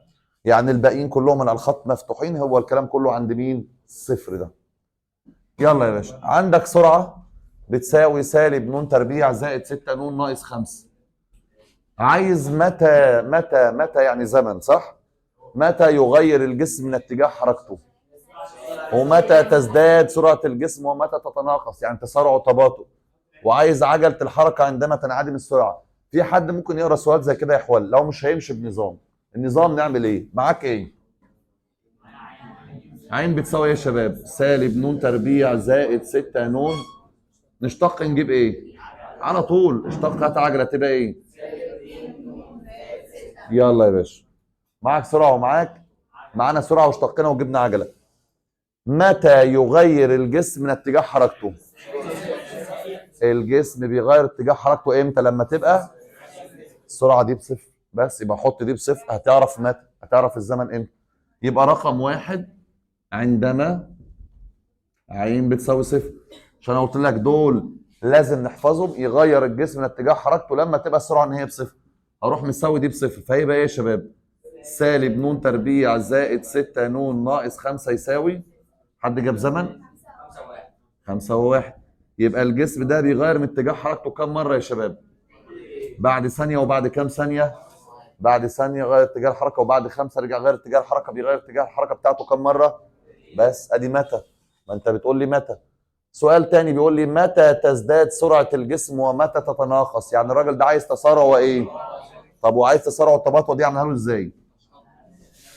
نعمل خط زمن بادئ من كام؟ هنا مين يا جدعان؟ وهنا مين؟ يلا وبعدين يلا. عايز ابحث اشارات السرعه، يبقى سواها بكام؟ طب ما انا لسه مساويها بصفر، طلعت كام وكام؟ كام وكام؟ واحد الصغير هنا وبعدين الكبير هنا. يلا يا باشا نعوض ولا اقول له على الاطراف وخلاص؟ تربيعيه على الاطراف مثل اشاره ن تربيع. يبقى هنا سالب وهنا ايه؟ ويبقى في النص. طب لو حد هيتلخبط في الكلام ده يعمل ايه؟ يبتدي بقى رقم اكبر من الخمس وعوض بيه هنا، رقم ما بين 1 و5 وعوض بيه هنا، رقم اصغر من الواحد وعوض بيه هنا. بس صدقني في الاخر هيبقى على الاطراف مثل اشاره ن تربيع يعني سالبه. يبقى في النص ايه يا شباب؟ موجبه. يلا العجله نفس الكلام، عايز ابحث اشارتها. الاشارات 3 موجب وسالب، واسهلهم بنروح بنساويها بكام؟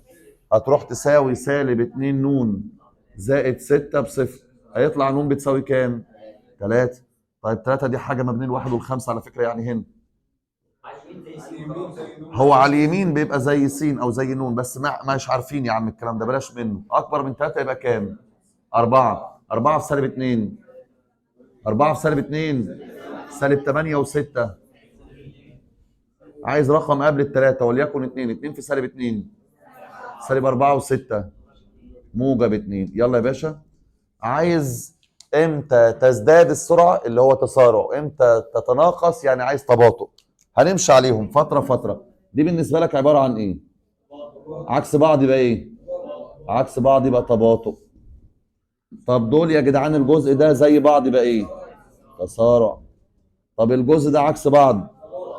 تباطؤ. طب دول زي بعض؟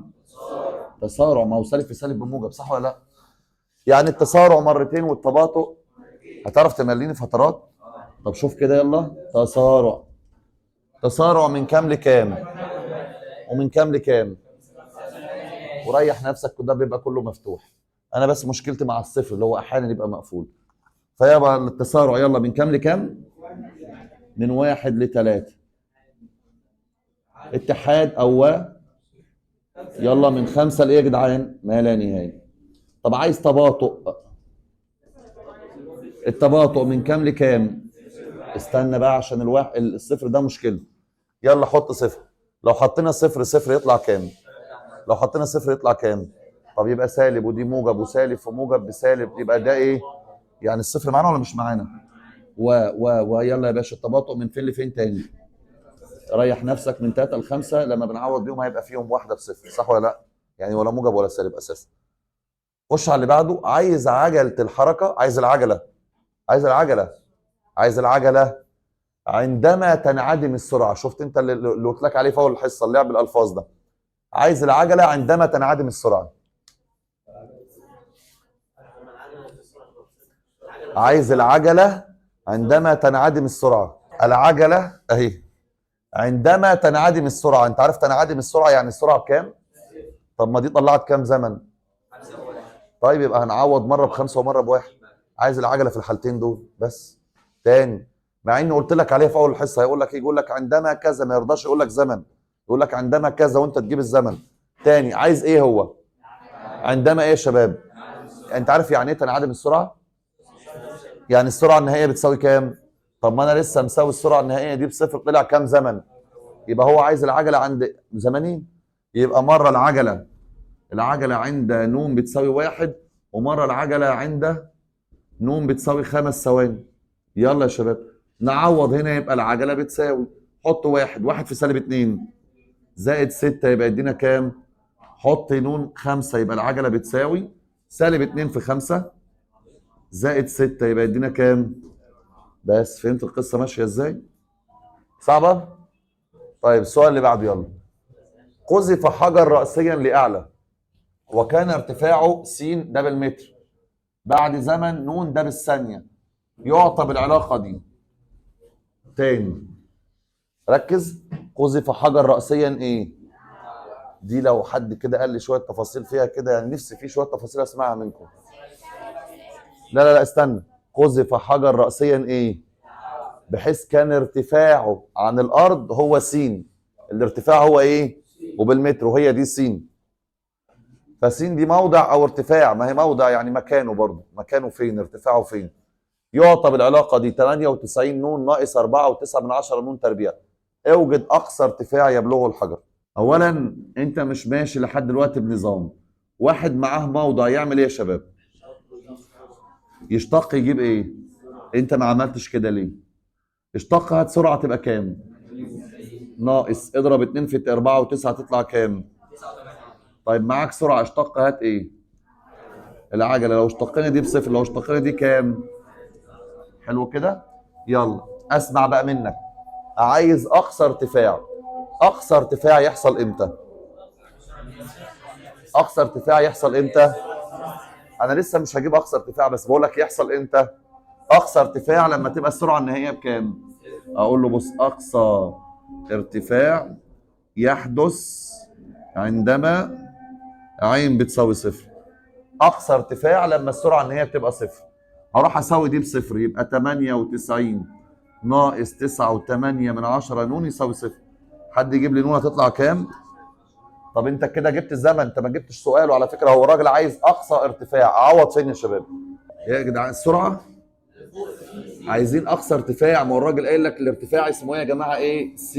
يبقى نعمل ايه؟ اقصى ارتفاع بيحدث لما السرعه النهائيه بصفر. رحت ماسك دي سويتها بصفر، طلع الزمن بكام؟ الارتفاع ذات نفسه هو س بقى. يبقى نكتب ايه يا شباب؟ س بتساوي 98 في 10 ناقص 4.9 في 10 تربيع، طلع كام؟ 490 متر. طيب اوجد القياس الجبري لمتجه السرعه. لمتجه الايه؟ السرعه عندما يكون الحجر على الارتفاع ده. ثانيه واحده لا يا شباب، لا انا مش عايز السرحان ده كله. انا عايز ايه؟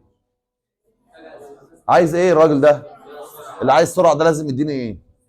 مش هيديك زمن، مش هيديك زمن. هو الراجل بيقول لك خد الزمن كذا، ده كده قلبها كده على بيبيهات قوي. هو بيقول لك عايز السرعه، انت اللي عايز زمن صح؟ طب اجيب الزمن منين؟ هو مديك حاجه تساعدك، بيقول لك عايز عندما يكون على ارتفاع كام. طب يبقى الرقم ده بتاع مين في الرموز هنا؟ س. لو عوضنا بيه هنجيب ايه؟ الزمن اللي يطلع نعوض بيه في الايه؟ بس خلاص انت فهمت القصه. تاني، الراجل ده عايز القياس الجبري متجه سرعه، عايز سرعه. اللي عايز سرعه ده لازم يكون معاه ايه يا شباب؟ الزمن. هو يدولك كده مباشر؟ لا، يدولك مباشر ليه؟ بيقول لك عندما يكون الحجر على ارتفاع، الارتفاع اللي هو س، يعني ده يعني لما تبقى دي س يا جدعان. طب ما انا اعوض عن س بالرقم ده، اجيب منها الزمن، والزمن اللي يطلع اعوض بيه في السرعه. يبقى هاخد الرقم ده اكتبه مكان س، يبقى كام؟ 313.6 بيساوي 98 ن ناقص 4.9 ن تربيع. 1 2 3 ده مقدار ايه؟ ممكن نرتبه وطلعهم كلهم على اليمين عشان يبقوا بالموجب. هتبقى 4.9 ن تربيع ناقص 98 ن، وده مكانه زي ما هو 313.6 يساوي صفر. حد طلع لي زمن؟ ن بتساوي كام؟ ونون بتساوي، حلو، طلع لك كام زمن؟ يبقى انت هتجيب السرعه كام مره؟ طب ما تجيبها لي يلا. ها، ما هو ما تنساش ان هو عايز متجه السرعه. يلا هنا حط السرعه ب 16 تبقى ايه يا شباب؟ عين بتساوي 98 ناقص 9 و8 في، طالعه كام؟ 98 ناقص 9 و8 ب 16 و8 صح؟ سالب 58 و8. طيب ده كلام زي الفل. طب عوض يلا عن الزمن باربعه، حط هنا 4 تبقى ايه؟ 98 ناقص 9 و8 في 4، طالع كام يا جدعان؟ طب استناني بقى، حد عنده طريقه يحل بيها السؤال غير الطريقه دي؟ بص يا باشا، هو مش ده موضع يا جدعان يساوي 98 نون، موضع او ارتفاع، صح؟ لو انا اشتقيت واجيب ايه؟ يلا سرعه بتساوي ايه؟ اشتق يلا تبقى كام؟ ناقص 9.8 من 10 ايه؟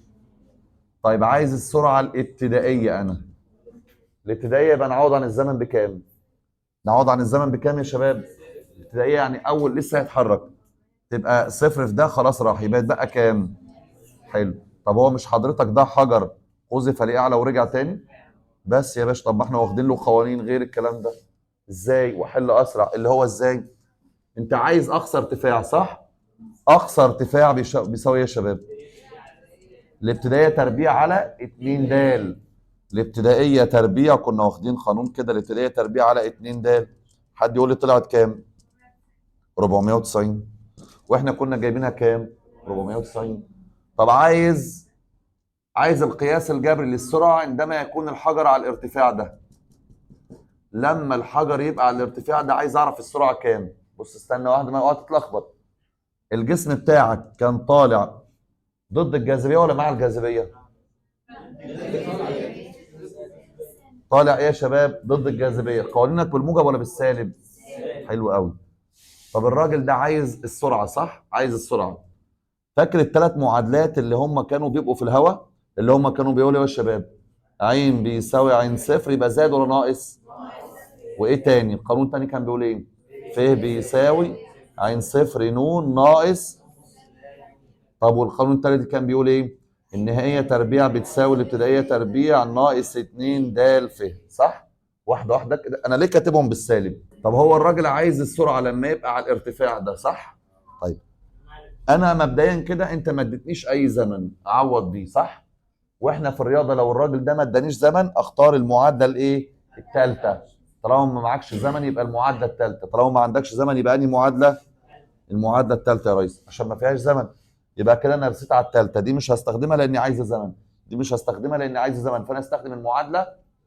يلا يا باشا امسح كده، يلا المعادله الثالثه بتقول ايه؟ النهائيه تربيع بتساوي الابتدائيه تربيع ناقص 2 د ف. النهائيه انا عايزها صح؟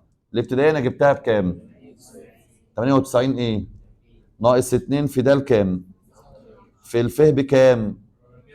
مش هو هيبقى على ارتفاع 313؟ طب ما هيبقى لما يبقى الجسم على ارتفاع 313 يبقى اقصر بعد بين البدايه والنهايه هو 313، يعني دي الازاحه.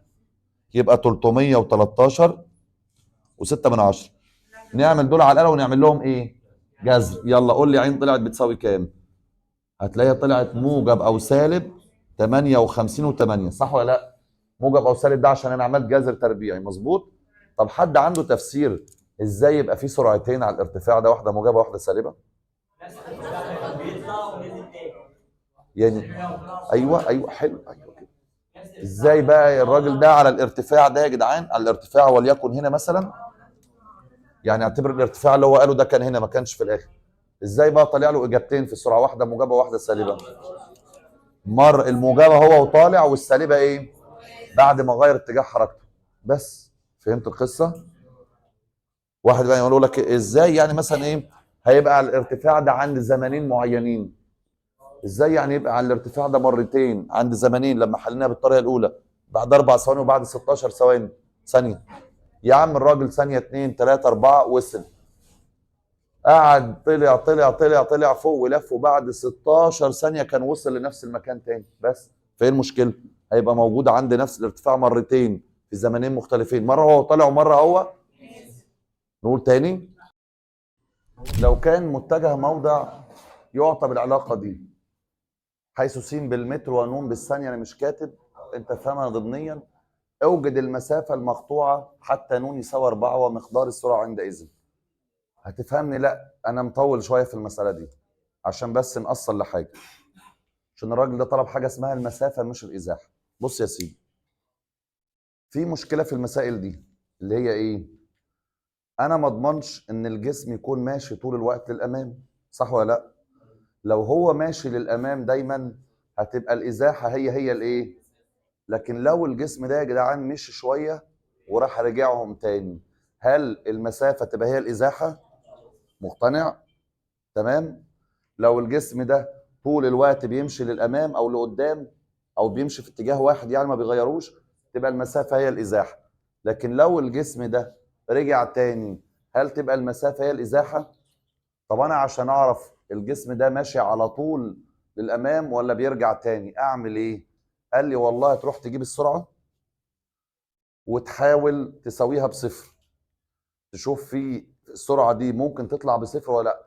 لان الجسم لما بيغير اتجاه حركته لازم في اللحظه دي بيبقى السرعه النهائيه بكام؟ صفر. يعني احنا بنعرف ازاي الجسم غير من اتجاه حركته؟ لو السرعه النهائيه بتاعته طلعت بكام؟ متفقين؟ فانا اروح اجيب السرعه واساويها بصفر. لو طلعت، يعني لما اجيب السرعه دي واساويها بصفر، لو طلع في زمن باثنين او بثلاثه يبقى الجسم ده بيغير اتجاه حركته، صح ولا لا؟ في الحاله دي هتبقى المسافه مش هي هي الايه؟ الازاحه. لكن لو الزمن ما طلعش معايا، ما عرفتش اجيب زمن، يبقى خلاص السرعه دي ما بتساويش صفر. يبقى معنى كده ان الجسم ده ماشي على طول للامام، مش هيساوي صفر خالص، مش هيغير اتجاه حركته. ففي الحاله دي تبقى المسافه هي هي الازاحه. يعني مثلا بص يا سيدي، انا عندي الموضع س بتساوي 2 ن تربيع زائد 12 ن زائد 3. هشتق اروح اجيب ايه؟ السرعه. اشتق بالنسبه للزمن تبقى ايه؟ حلو، دي السرعه صح. امسك السرعه دي، عايز اعرف الجسم ده بيوصل للصفر ولا لا، اروح اسويها بكام؟ حلو. لما سوينا دي بصفر يا جدعان، اكتشفنا ان النون طالعه بسالب 3. في زمن بالسالب؟ لا، مرفوض. معنى كده ان السرعه مش هتساوي كام؟ مش هتطلع بصفر. خلاص كده السرعه مش هتطلع بصفر. يبقى الجسم ده بيغير من اتجاه حركته ولا ما بيغيرش؟ طب ما كده يبقى المسافه هي هي الايه؟ حلو قوي. طبعا لو غير هقول لك تعمل ايه، ما تقلقش. بس حاليا الجسم ده لما جبت السرعه وحاولت اسويها بصفر لقيته يحصل الكلام ده لما الزمن بسالب 3، يعني مستحيل. مفيش زمن بالسالب، يعني الجسم ده ما بيغيرش من اتجاه حركته. فخلاص يبقى المسافه هي هي الازاحه، المسافه هي هي الايه؟ طب هو عايز المسافه حتى ن يساوي 4، فاقول له المسافه بتساوي الازاحه، صح؟ طب والازاحه كانت بتساوي المكان الثاني ناقص، صح كده؟ الازاحه كانت بتساوي المكان الثاني ناقص المكان الايه؟ طب انت عايز بعد كام ثانيه؟ يبقى اروح اجيب حاجه اسمها س 4، صح كده يا شباب؟ يبقى المسافه بتساوي س 4 ناقص س 0. س 4 ناقص س 0. س 4 عوض يلا كده معايا ب 4. 4 تربيع بكام؟ 16 في 2. يلا هنكتب اهو، يلا و4 في 12 6 48. يلا زائد كام؟ 3. خلاص كده ناقص س صفر، هنحط دي صفر ودي صفر، يتبقى كام؟ ناقص 3. طب ما كده يبقى المسافة بتساوي، حد جمع لنا دي كده اهو، 80 83 80، صح كده؟ يبقى المسافة بتساوي كام يا شباب؟ 80 متر. صعب الكلام ده؟ المسافة بتاعتي طلعت 80 متر، والمسافة هنا هي هي نفس الايه؟ الازاحة. لكن لو الجسم ده طلع يا معلم بيغير من اتجاه حركته، الموضوع هيبقى كبير بصراحة.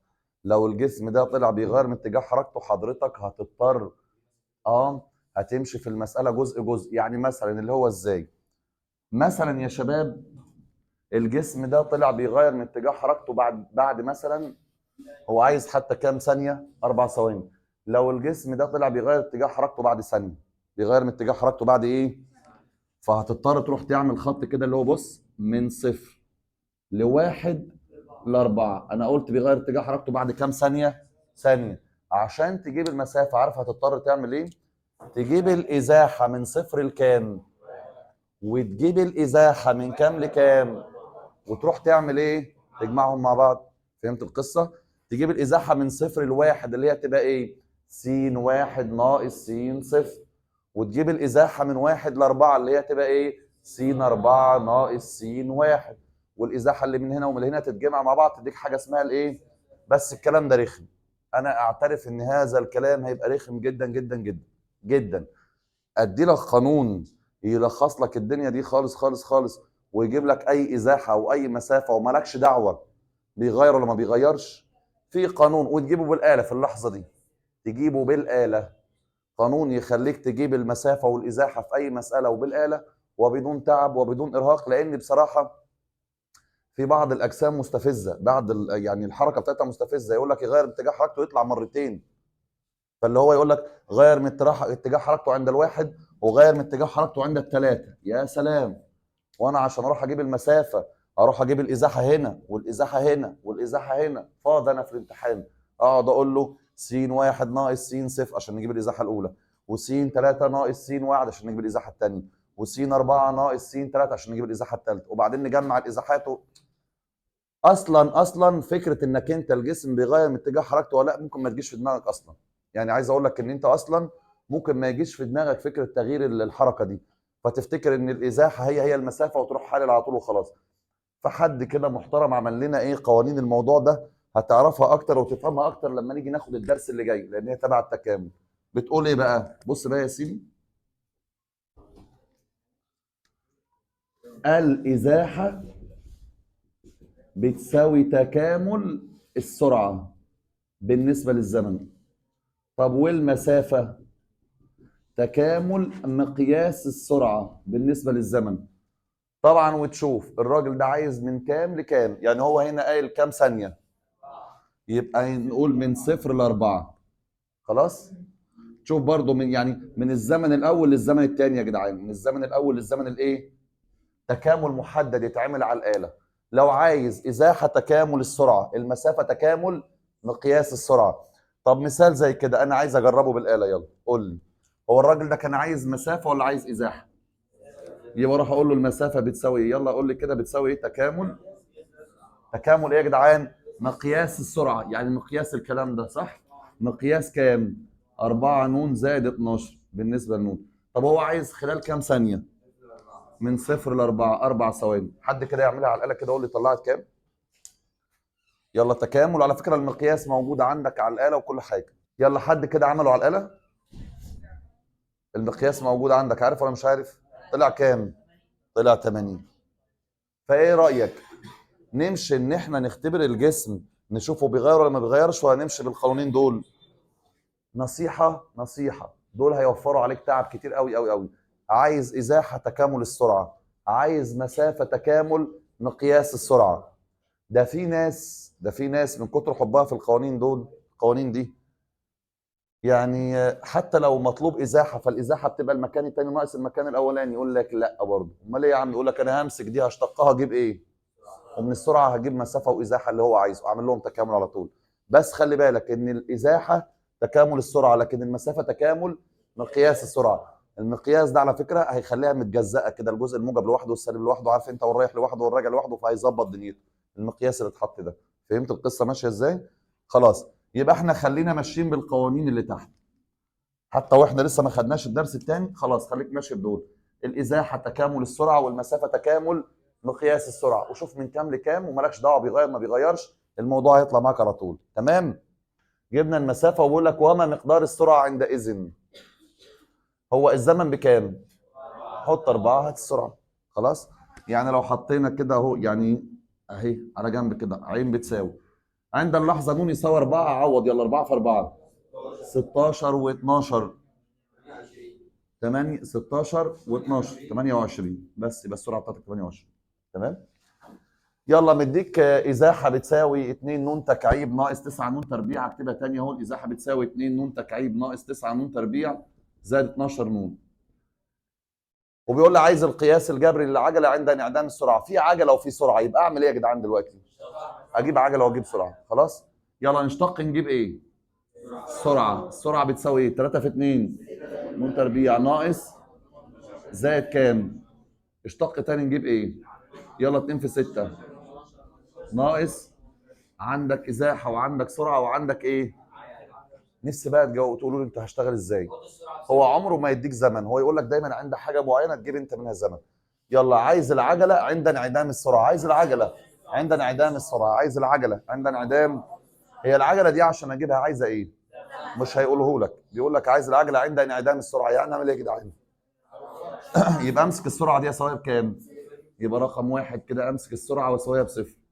يعني امسك 6 نون تربيع ناقص 18 نون زائد 12 واساويها. طلع الزمن بكام؟ 2، والزمن بيساوي 1. بس عايز العجله بقى، يبقى العجله بتساوي ايه؟ مش مره باتنين، 2 في 12 24 ناقص 18 6. يلا عايز العجله مره تانية بس لما الزمن بكام؟ يلا 1 في 12 12 ناقص 18 بس خلص الكلام. صعبه. السؤال الثاني طيب. السؤال الثاني بيقول لك انا عايز القياس الجبري للسرعه، عايز سرعه عند انعدام العجله.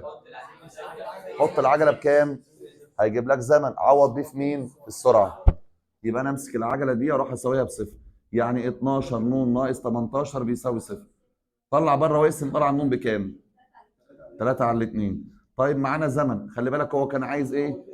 عايز السرعه. يلا عوض في السرعه، يبقى عين بتساوي، تبقى 6 في 3 على 2 تربيع ناقص 18 في 3 على 2 زائد 12. طلعت كام؟ سالب 3 على 2. وهتكون الارقام غلط. طيب رقم 3، عايز الازاحه والمسافه، الازاحه والايه؟ المقطوعه من 0 الى 3. ايه رايك نقعد ندرس الجسم هيغير من اتجاه حركته ولا لا؟ انا عاملها لك في الورقه شكلها مرعب، هيطلع يغير من اتجاه حركته مرتين مش مره، حاجه تقرف على الاخر يعني. فنصيحه، نجيب المسافه. هو عايز الازاحه والايه؟ طب ما انا الازاحه بتساوي الاول تكامل مين؟ يعني تكامل ايه يا شباب؟ اكتب بس كده ايه عشان المكان مش هيكفي. يلا، ده رقم 3. الازاحه بتساوي تكامل السرعه، اللي هو تكامل مين؟ 6 نون تربيع ناقص 18 نون زائد 12. طب هو عايز من كام لكام؟ يلا حد يعملها على الآلة. والتاني يجيب المسافة. المسافة بتساوي تكامل من 0 ل 3 برضه، بس ايه يا شباب؟ مقياس السرعة، مقياس 6 نون تربيع ناقص 18 نون زائد 12. بالنسبة للنون الأولى طلعت كام؟ والتانية طلعت كام؟ بس فهمت القصة ماشية ازاي؟ بس إذا كانت السرعة دالة في الموضع، لو السرعة دالة في الايه؟ في الموضع. يعني ايه سرعة دالة في الموضع؟ يعني سرعة ما بتساويش حاجه نون زي ما احنا متعودين، دي كده اسمها سرعه داله في الايه يا جدعان؟ في الزمن، صح ولا لا؟ لا، احيانا يقول لك السرعه بتساوي حاجه س. السرعه بتساوي ايه يا جدعان؟ حاجه س، 2 س 3 س 4 س تربيع زائد 5 س. المهم يعني ما يدينيش زمن. انا متعود لو السرعه بتساوي حاجه في الزمن اشتقها تجيب عجله على طول، صح؟ طب في الحاله دي لو اشتقتها تجيب اشتق بالنسبه للزمن تجيب عجله. بس في حاجه بقى لازم تبقى عارفها. بص يا سيدي، في قاعدة اسمها قاعدة السلسلة لو حد يفتكرها، اللي هي دال عين على دال نون، مش دال عين على دال نون هي دي العجلة، صح ولا لا؟ مشتقة السرعة بالنسبة للزمن اللي هي الايه؟ قال لي بص، لو كانت العين دالة في س هتعمل سلسلة اللي هي دال عين وهنا دال نون. دال عين وهنا ايه يا جدعان؟ يتبقى معايا رمز جديد دخل اللي هو مين؟ فهنكتب هنا دال س وهنكتب هنا دال س. انت عارف كده العجلة يبقى بتساوي ايه؟ انت عارف مين هي دال س دال نون؟ ها، اللي هو د س د ن دي مين؟ اشتقاق الموضع بالنسبه للزمن بيدينا ايه؟ في، يبقى عين في ضرب ابدالي عادي في د عين د ايه يا جدعان؟ س، يعني في مشتقة عين بالنسبه لس. بس يا باشا، يبقى العجله بتساوي عين في د عين د س، عين في د عين د س. في ناس بتقول عليها العجله بتساوي عين عين شرطه، عين عين شرطه، اللي هو عين ودي عين شرطه اللي هو اشتقاق عين بالنسبه لس. خلاص، بلاش دي هتلخبطك، خلينا فاكرين القانون ده على طول. العجله بتساوي عين فده العين ده السين، عين فده العين ده السين، عين. كده يبقى على فكره العجله ليها قانونين عندك، خلي بالك. العجله ممكن حد يقول لك العجله بتساوي د عين د نون، ده صح، اللي هو اشتقاق السرعه بالنسبه لايه؟ ده لو كان في زمن في المساله، صح؟ لو كان العلاقه فيها زمن. طب لو العلاقه فيها سين يبقى العجله بتساوي ايه؟ عين في د عين د س، عين في د عين د س. تاني يا جدعان، يبقى كام قانون كده عندك للعجله؟ 2. لو انت عندك علاقه في الزمن يبقى العجله بتساوي د عين د نون، العجله بتساوي ايه؟ د عين د نون. طب لو انت عندك العجله فيها س، حاجه س، يبقى العجله بتساوي عين في د عين د س، عين في د عين د س. مثال، بص يا سيدي، بيقول لك عين بتساوي طمن في القوس ده والقوس ده جواه س. انت عارف لو جواه زمن والراجل يقول لك انا عايز العجله، كنا اشتقينا على طول زي ما احنا متعودين، صح؟ بس هو مشكلته شال النون وحط مكانها ايه؟ سين، فصعبها سن، بس السنه صغيره يعني، كلام فاضي يعني. عايز القياس الجبري للعجله عند س بتساوي كام؟ طيب مبدئيا اللي عايز عجله، يعني انا هكتب بس دي مره تاني يعني بشكل افضل شويه. نوزع التمن على القوس، يلا. تمن في 64 ناقص تمن في س تربيع. بس يا باشا كده اصبح القوس حتى ملوش لازمه، هي كده تمن ناقص تمن س تربيع. يلا انا عايز العجله، يبقى العجله بتساوي ايه يا شباب؟ هل اشتق وخلاص اشتقاق مره واحده وخلاص؟ اشتقاق مره واحده لو كانت داله في الايه؟ في الزمن. لكن دي داله في س، يبقى العجله بتساوي عين في دلعين د س. العجله بتساوي يا شباب عين في دلعين د س بس. يبقى العجله بتساوي عين في د عين د س. حد يعوض معايا؟ يبقى العجله بتساوي عين اللي هم دول كلهم، هم دول كلهم عين، اللي هو كام؟ تم 8 ناقص تم س تربيع في دلعين د س. اشتق دي بالنسبه لس، مشتق دي بكام؟ اشتق دي 2 في سالب تم سالب ربع، صح؟ 2 على 8 ربع، ودي هتبقى ايه يا جدعان؟ س. بس خلاص هي دي العجله. بيقول لك هو عوض عن السين بكام؟ يبقى العجله بتساوي 8 ناقص تم في 4 تربيع اللي هي كام؟ 4 تربيع اللي هي 16 في، حط هنا 4 في ربع هتروح، يبقى في كام؟ سالب 1، تطلع كام؟ سالب 6. انا سمعت سالب 6 فانا مستني. طيب يبقى لو العجله بتاعتك، لو السرعه داله في الموضع، لو السرعه فيها س، يبقى استخدم القانون ده اللي هو العجله بيساوي عين ده العين ده س، عين ده العين ده س. طب لو هي فيها نون، ده العين ده النون، خلاص. لكن لو فيها س، عين في ده العين ده س، خلاص كده. طيب لو الراجل مديلك علاقه بالمنظر ده، يقول لك عين تربيع بتساوي، ممكن اوزع السبعه انا، 7 في 4 بكام؟ وناقص 7 في س تربيع تبقى ايه؟ الراجل ده عايز منك العجله عند انعدام السرعه. العجله عند انعدام، اجيبها ازاي بقى؟ انا عايز اجيب عجله، سيبك من عند انعدام السرعه دي، اجيب من دي عجله ازاي؟ اكتب ايه؟ العجله بتساوي ايه؟ عين. طب حلو، انت كلامك مظبوط وزي الفل، بس انا هقترح عليك اقتراح يعني. انا لو عايز عين هضطر اعمل جذر، صح ولا لا؟ عشان يعني يبقى معايا عين لوحدها، ولما اجي اشتق الجذر برضو ما هيبقى عين في ده العين ده س، يعني هشتق برضو ده العين ده س، صح؟ الموضوع هيبقى صعب واشتقاق جذر. ففي حاجه حلوه، ايه رايك لو قلنا بالاشتقاق بالنسبه لس للطرفين؟ هشتق بالنسبه لايه يا جدعان؟ لس. يلا اشتق لي دي بالنسبه لس، حد يفتكر كده من التفاضل؟ تبقى 2 عين 100 100، هو ده اللي انا عايزه. تبقى ايه يا شباب؟ ها قول تاني كده، 2 عين تبقى في د عين د س. هي امتى كان يبقى اشتقاقها 2 عين؟ 2 عين وبس. لو انت بتشتق بالنسبه لعين، يعني هي عين وانت بتشتق بالنسبه لعين، كان يبقى اشتقاقها اسمه ايه؟ 2 عين. لكن انا اشتقيت بالنسبه لايه؟ س، عشان الناحيه الثانيه في س، فيبقى دي اشتقاقها بيساوي يا شباب 2 عين في عين شرطه، صح ولا لا؟ زي اللي كان بيشتق صاد تربيع كان يقول 2 صاد صاد شرط، هنا برضو يقول 2 عين في عين شرط. عين شرطه اللي هي ايه؟ ده العين ده س، يساوي كمل يلا اشتقاق دي بكام؟ طب اشتق يلا 2 في سالب 7 في ايه بقى؟ ما انت بتشتق بالنسبه لايه؟ للسين، يعني هيبقى ده س ده س مالهاش لازمه. طب لا استنى، انت عارف ايه دي؟ عين ده العين ده س دي مين يا جدعان؟ يبقى كده 2 في العجله بتساوي ايه؟ سالب 14 س. طب مقسم على كام؟ دايما كده لما يبقى العين عليها تربيع نشتق بالقانون ده. العين بس من غير تربيع لا يا عم، نكتب القانون ان العجله بتساوي عين في ده العين ده س، ناخد العين ونضربها في الاشتقاق بتاع السرعه، فاهمني؟ لكن لو عليها تربيع اعمل السطر ده على طول، بالاشتقاق بالنسبه لس هتبقى دي 2 عين عين شرطه 2 عين في ده العين ده س، اللي هي العجله اصلا، تظهر لك العجله على طول من غير ما تكتب القانون، خلاص؟ دي هتروح مع دي، يبقى العجله بتساوي ايه يا شباب؟ سالب 7 س. بس هو انت كده ما جبتهاش لسه، لان هو بيقول لك عايز العجله عند انعدام الايه؟ انت لسه كده فيها س. عند انعدام السرعه، يعني اخلي السرعه دي بكام؟ يلا يبقى عند انعدام السرعه، يعني عين بتساوي صفر. لما نحط دي صفر، صفر تربيع بكام؟ يبقى صفر بيساوي 28 ناقص 7 س تربيع. طلع ده بعكس، يبقى 7 س تربيع بيساوي 28، نقسم على السبعة يبقى س تربيع بكام؟ خد جذر يبقى س بتساوي كام؟ بس يبقى نعوض مره باتنين ومره بكام؟ لا يا سيدي مش مسافه، موضع موضع موضع موضع، ممكن يبقى موجب، ممكن يبقى على يمين الصفر، ممكن يبقى على شمال الصفر. وس بتساوي سالب 2. يلا يا باشا عوض كده ب 2، 2 في سالب 7 سالب 14. حط سالب 2 سالب في سالب، يبقى العجله بتساوي كام؟ 14. يبقى العجله اما سالب 14 واما كام؟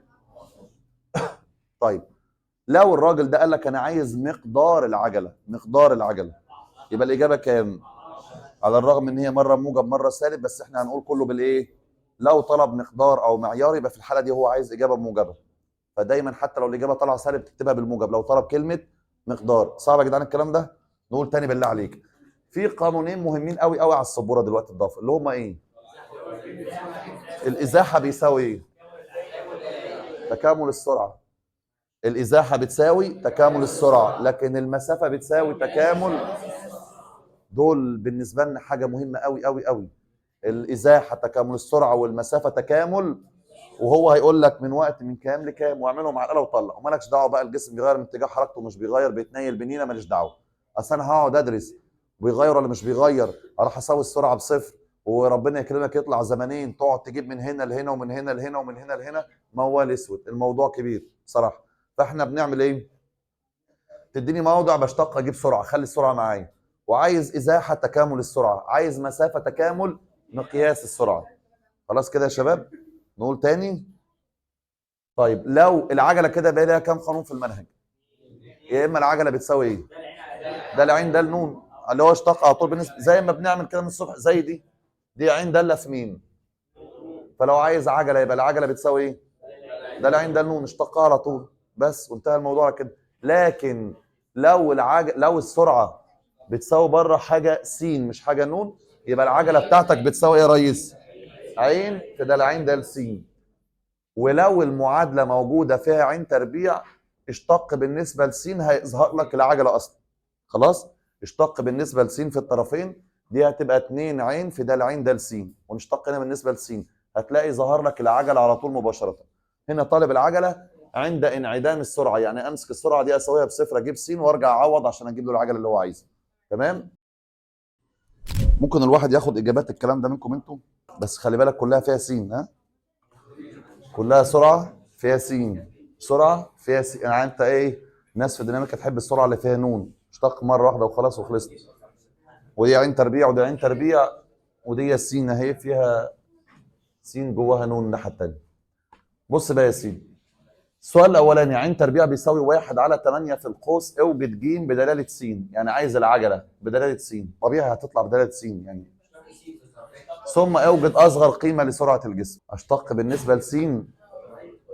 احنا قلنا طالما السرعه عليها تربيع عايز تجيب منها عجله، اقول له بالاشتقاق بالنسبه. بس ايه رايك بس لو دي عملناها الاول كده، يعني عين تربيع بيساوي، انا احب انا ايه اخلص من الاقواس دي. 8 في 4 بكام؟ ناقص 8 في س تربيع، طلعها فوق اس سالب 1. ليه؟ خليها اسم عادي. وما الذي يضيرك يعني؟ ما هتطلع فوق اس سالب 1 يبقى قوس، ما علينا. يلا يا باشا اقول له بالاشتقاق، يلا يا جدعان بالاشتقاق بالنسبه لسين. يلا اشتق عين تربيع بالنسبه لسين تبقى ايه؟ 2 عين ده العين ده لسين، اللي هي 2 في العجله يعني هتبقى، بس 2 عين ده العين ده لسين. دي قسم الدالتين سريعا، يلا فاكر القسمه؟ مشتقة البسط في المقام ناقص مشتقة المقام في البسط على المقام تربيع، صح؟ مشتقة البسط بكام؟ في المقام هيبقى صفر، ناقص مشتقة المقام، مشتقة دي بكام؟ ومشتقة دي بكام؟ سالب 16 س في البسط اللي هو كام؟ طيب ما هو عين ده العين ده س اللي هي ايه يا شباب؟ يبقى دي كده 2 في العجلة بتساوي 16 س على 32 ناقص 8. اللي بيتكلم الحيوان، البقرة اللي بيتكلم. اختصر على الاثنين فتبقى العجلة بتساوي ايه يا شباب؟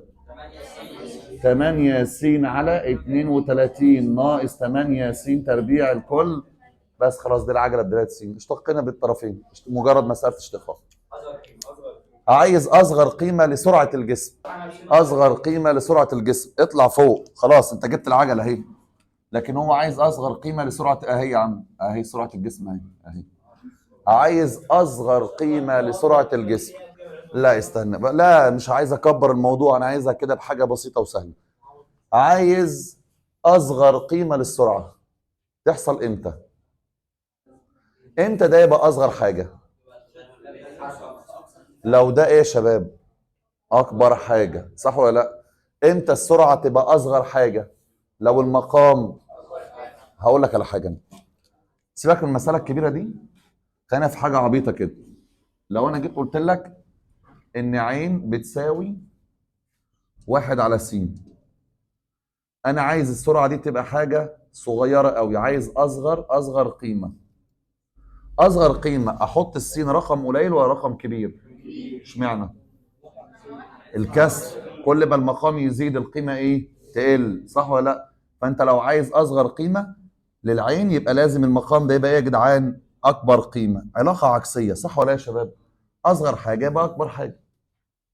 عايز اصغر حاجه هنا يبقى حط هنا اكبر حاجه، اصغر حاجه هنا يبقى دي تبقى اكبر حاجه. طيب بالنسبه لمسالتي هنا، ده عشان يبقى اصغر حاجه لازم ده يبقى اكبر حاجه. ده يبقى اكبر حاجه لما نحط السين، لما نحط الجزء ده بكام؟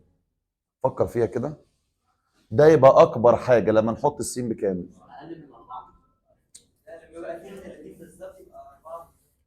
فكر فيها يا انا معاك ارقام الدنيا كلها، يلا. ده عشان يبقى اصغر حاجه لازم ده يبقى اكبر حاجه اهو. ده عشان يبقى اصغر حاجه، اصغر قيمه، لازم ده بالنسبه لي يبقى اكبر قيمه. طيب ده عشان يبقى اكبر قيمه نحط السين بكام؟ براحتك، جرب ارقام الدنيا كلها. اصغر حاجه على الاطلاق لو حطيت، هخلي ده اكبر حاجه على الاطلاق لو حطيت السين بصفر، لان انت كده مش هتنقص حاجه، صح ولا لا؟ هتفضل 32 زي ما هي. انت كل ما تحط رقم هنا اهو يبقى ال 32 ايه اللي هيحصل؟ هتنقص. لا انا عايز اكبر حاجه، اكبر حاجه خالص للمقام لما دي تفضل لوحدها كده، لما ما ننقصش منها حاجه، صح ولا لا؟ يبقى المعنى كده ان احنا عند س بتساوي كام؟ صفر. يبقى راح اقول له اكبر اصغر سرعه تحدث عندما يكون المقام اكبر ما يمكن، وده عندما س بتساوي صفر. روح حط له السين بصفر، يبقى كده السرعه تربيع بتساوي 1/32. خد جذر للكلام ده، يبقى ع بتساوي كام؟ موجب او سالب 1 على دي 4 جذر 2. بس صعب يا جدعان الكلام ده؟ يلا يا باشا. ع تربيع بتساوي 16 ناقص 9 جتا س. عايز اقصى سرعه يا شباب والعجله عندئذ، اقصى سرعه اجيبها ازاي؟ ع تربيع بيساوي 16 ناقص 9 جتا س. جتا س. يلا اقصى سرعه اجيبها ازاي؟ اقصى سرعه لما العجله بكام؟ طب وانا معيش عجله اعمل ايه؟ كلمه اقصى سرعه يعني العجله بتساوي صفر، انا ما عنديش عجله، اجيب عجله ازاي؟ اقول له ايه يعني؟ طالما عليها تربيع اقول له بالاشتقاق بالنسبه لس. يلا اشتق دي بالنسبه لس تبقى ايه؟ 2 عين د س يساوي اشتق دي بكام؟ السالب ينزل والتسعه تنزل، ده ضرب عادي. ومشتقه الجتا سالب جا، سالب وراها سالب عملناها ايه؟ الجزء ده اللي هو مين يا شباب؟ يبقى 2 ج بيساوي 9 جا س. هنقسم على الاثنين على الاثنين يبقى ج بتساوي كام؟ 9 على الاثنين جا س، صح؟ اقصى سرعه تحصل لما العجله بكام؟ يبقى انا اروح اساوي العجله دي كده، اساويها بكام؟ لما تساوي دي بصفر اقسم على 9 على الاثنين في الطرفين تبقى جا س بتساوي كام؟ في زاويتين في الرياضه الجا بتاعهم بصفر، كام وكام؟ في زاويتين الجا بتاعهم بصفر، صفر و180. ازاي؟ هقول لك ازاي سريعا يلا، عشان لو حد متلخبط. مش هنا صفر وهنا 90 وهنا 180 وهنا 270 وهنا 360، وكنا بنعمل دايره الوحده. دايره الوحده دي هنا بتقطع في النقطة كام وكام؟ 1 وصفر. طب وهنا -1 وصفر. طب وفوق 0 و1. طب وتحت 0 وانزل لكام؟ -1. وكنا حافظين قوانين بتقول قبل الفاصلة جتا، يعني هنا جتا وهنا جا، هنا جتا وهنا جا، وجتا وجا، وجتا وجا. اصل دي مش هتخدمني فيها الآلة هتطلع لي إجابة واحدة. لو واحد عمل شيفت ساين صفر ما هيطلع له إجابة، وده غلط. هي إجابتين. يلا عايزين الجا تطلع صفر امتى؟ الجا طلع صفر عند الزاوية كام؟ صفر او 360 نفس الزاوية على فكرة. الجا طلع بصفر عند صفر، والجا طلع بصفر عند كام؟ يبقى اقول له اما س بتساوي صفر، واما الزاويه بتساوي كام يا شباب؟ بس كام اجابه كده؟ يلا هو ما تنساش السؤال، هو عايز اقصى سرعه. اقصى سرعه قلنا يبقى نساوي العجله بصفر، طلعت دي الاجابتين، بس لسه ما جبناش السرعه. نجيبها منين السرعه؟ يلا نعوض هنا، يلا يا جدعان عوض كده، يلا معايا عوض. يلا حط السين بصفر، جاتا صفر بكام؟ هيبقى عين تربيع بتساوي 16 ناقص 9.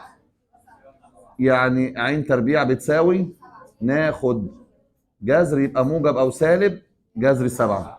يبقى السرعه بتساوي موجب او سالب ايه يا شباب؟ جذر 7. طب لو السين ب 180، يلا حط هنا 180. جاتا 180 بكام؟ -1. او هات على الاله دي سالب في سالب بايه؟ يبقى عين تربيع بتساوي 16 زائد 9 يعني 25. يبقى عين بتساوي موجب او سالب بس. طيب وعجلته عندئذ، العجله عندئذ بكام؟ انا اصلا جايبها بصفر، اقصى سرعه يبقى العجله بصفر. ما انت بتقول لي اقصى سرعه. طيب قول لي يا ولدي، لو س بتساوي 3 جتا نون زائد 4 جا نون وعين، اوجد عين عندما نون بتساوي بقى على 2. سؤال غشيم شويه، شوف كده ايه هنمشي فيه ازاي. دي س والراجل ده عايز عين، نجيبها ازاي؟ س بيساوي 3 جتا نون زائد 4 جا نون. هات لي عين يلا. عين بتساوي ايه؟ اشتقاق الكلام ده بالنسبه للزمن. اشتق يلا. مشتقة الجتا جا، مشتقة الجا يبقى زائد 4 جتا نون. طب اوجد عين عند نون بتساوي كام؟ بايع على الاثنين يعني 90. يبقى عين بتساوي -3 جا 90 زائد 4 جتا 90. جتا 90 بكام؟ صفر. وجا 90 بواحد في -3، يبقى عين بتساوي. حلو الكلام ده لحد دلوقتي تمام وزي الفل. وعايز اقصى ازاحه. انا رايي تفكر شويه قبل ما ترد عليا. اقصى ازاحه، ما انت هتكمل من فين لفين؟ مش اللي بيكامل ده كانوا مكتوبين هنا بيكامل من كذا لكذا؟ لا ده سؤال تاني، عايز اقصى ازاحه. الراجل ده عايز اقصى ايه؟ ايه اللي تعرفه لما تسمع جمله اقصى ازاحه؟ السرعه النهائيه بكام؟ يبقى انا مبدئيا همسك السرعه النهائيه دي واروح اسويها بكام يا جدعان؟ صفر، صح؟ يلا اقصى ازاحه اروح اسوي دي بصفر. يبقى اروح اقول له اقصى ازاحه، مش هجيبها دلوقتي بس هساوي السرعه النهائيه بصفر. يبقى ايه يا شباب؟ -3 جا نون زائد 4 جتا نون بيساوي، ماشي ممكن اطلع دي تبقى ايه؟ 4 جتا نون بتساوي 3 جا نون. حد يعرف حل المعادله دي؟ بنقسم على جتا عشان تبقى صح. هقسم هنا على جتا واقسم هنا على جتا، ويا سلام لو قسمنا على الثلاثة على الثلاثة كمان، 3 تروح مع الثلاثة وجا على جتا اللي هي ايه؟ ظا. بس خلاص. وهنا جتا على جتا راحت، يبقى كام على كام؟ يبقى ظا نون بيساوي كام؟ ايوه بس انا لو عملت شيفت تاني هيطلع لي رقم 10 وهيقرفنا دلوقتي. فانا هعمل ايه بقى يا باشا؟ انا خلاص اعتبر هو ده الزمن، انا ما جبتوش بالظبط بس جبت الظا بتاعته، صح؟ ستيفن بيقول لي اعمل الكلام ده لو مش عارف تجيب نون او مش عايز تجيبها بالاله عشان تطلع رقم 10 ارسم لها مثلث. طب مثلث فانهي ربع يا ستيفن؟ الظا طالع رقم ايه؟ موجب. يبقى في الربع الاول والربع، الربع الاول كده، واقول له نون ظا بيساوي المقابل على المجاور، واجيب ده من نظريه. او الربع الثالث طالما الظا موجبه يبقى الظا موجبه، يبقى ربع اول يا ربع يلا ظا بيساوي المقابل على المجاور، المقابل كام؟ على المجاور كام؟ واجيب دي من نظريه، بس المثلث اللي في الربع الاول بيبقى اضلاعه كلها ايه؟ لكن ده في الربع الثالث خلي بالك، اليمين بيبقى موجب لكن الشمال بيبقى اللي طالع لفوق موجب لكن اللي نازل لتحت، والوتر كده كده ايه؟ طيب ماشي. فين بقى الازاحه هتتجاب ازاي؟ ها؟ لا يا جدعان يا ولاد الذين، انا عايز الازاحه يا جدعان.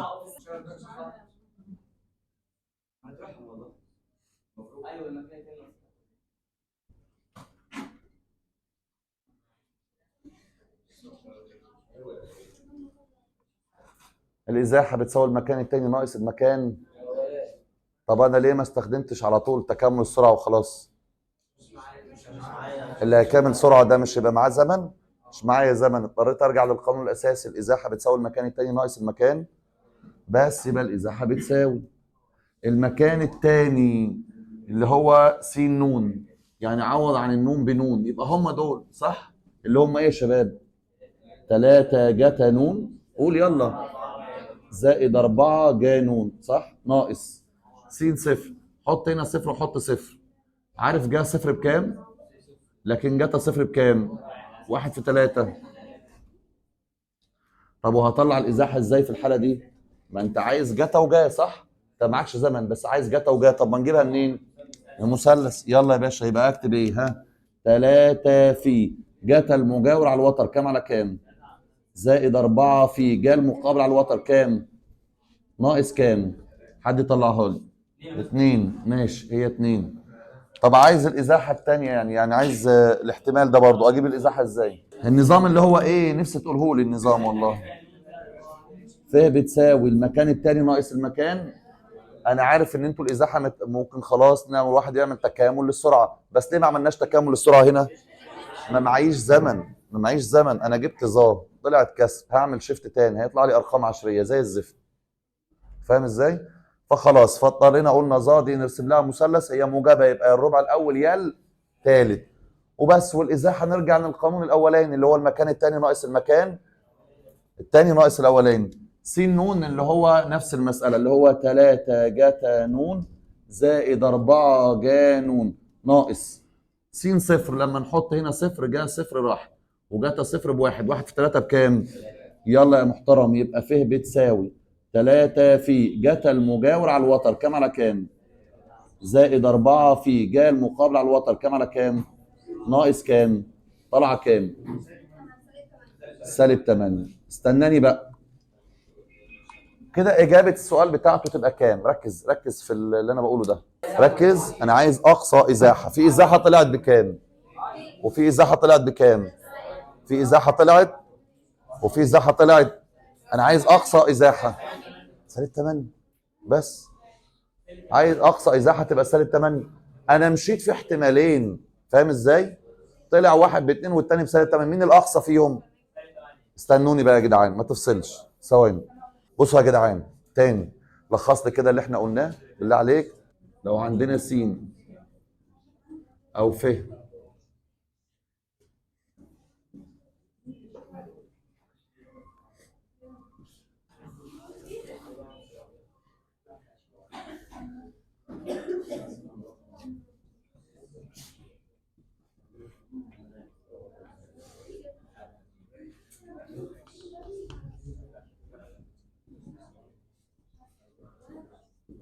يلا يا شباب تقدر تكمل لي الكام جمله دول كلهم؟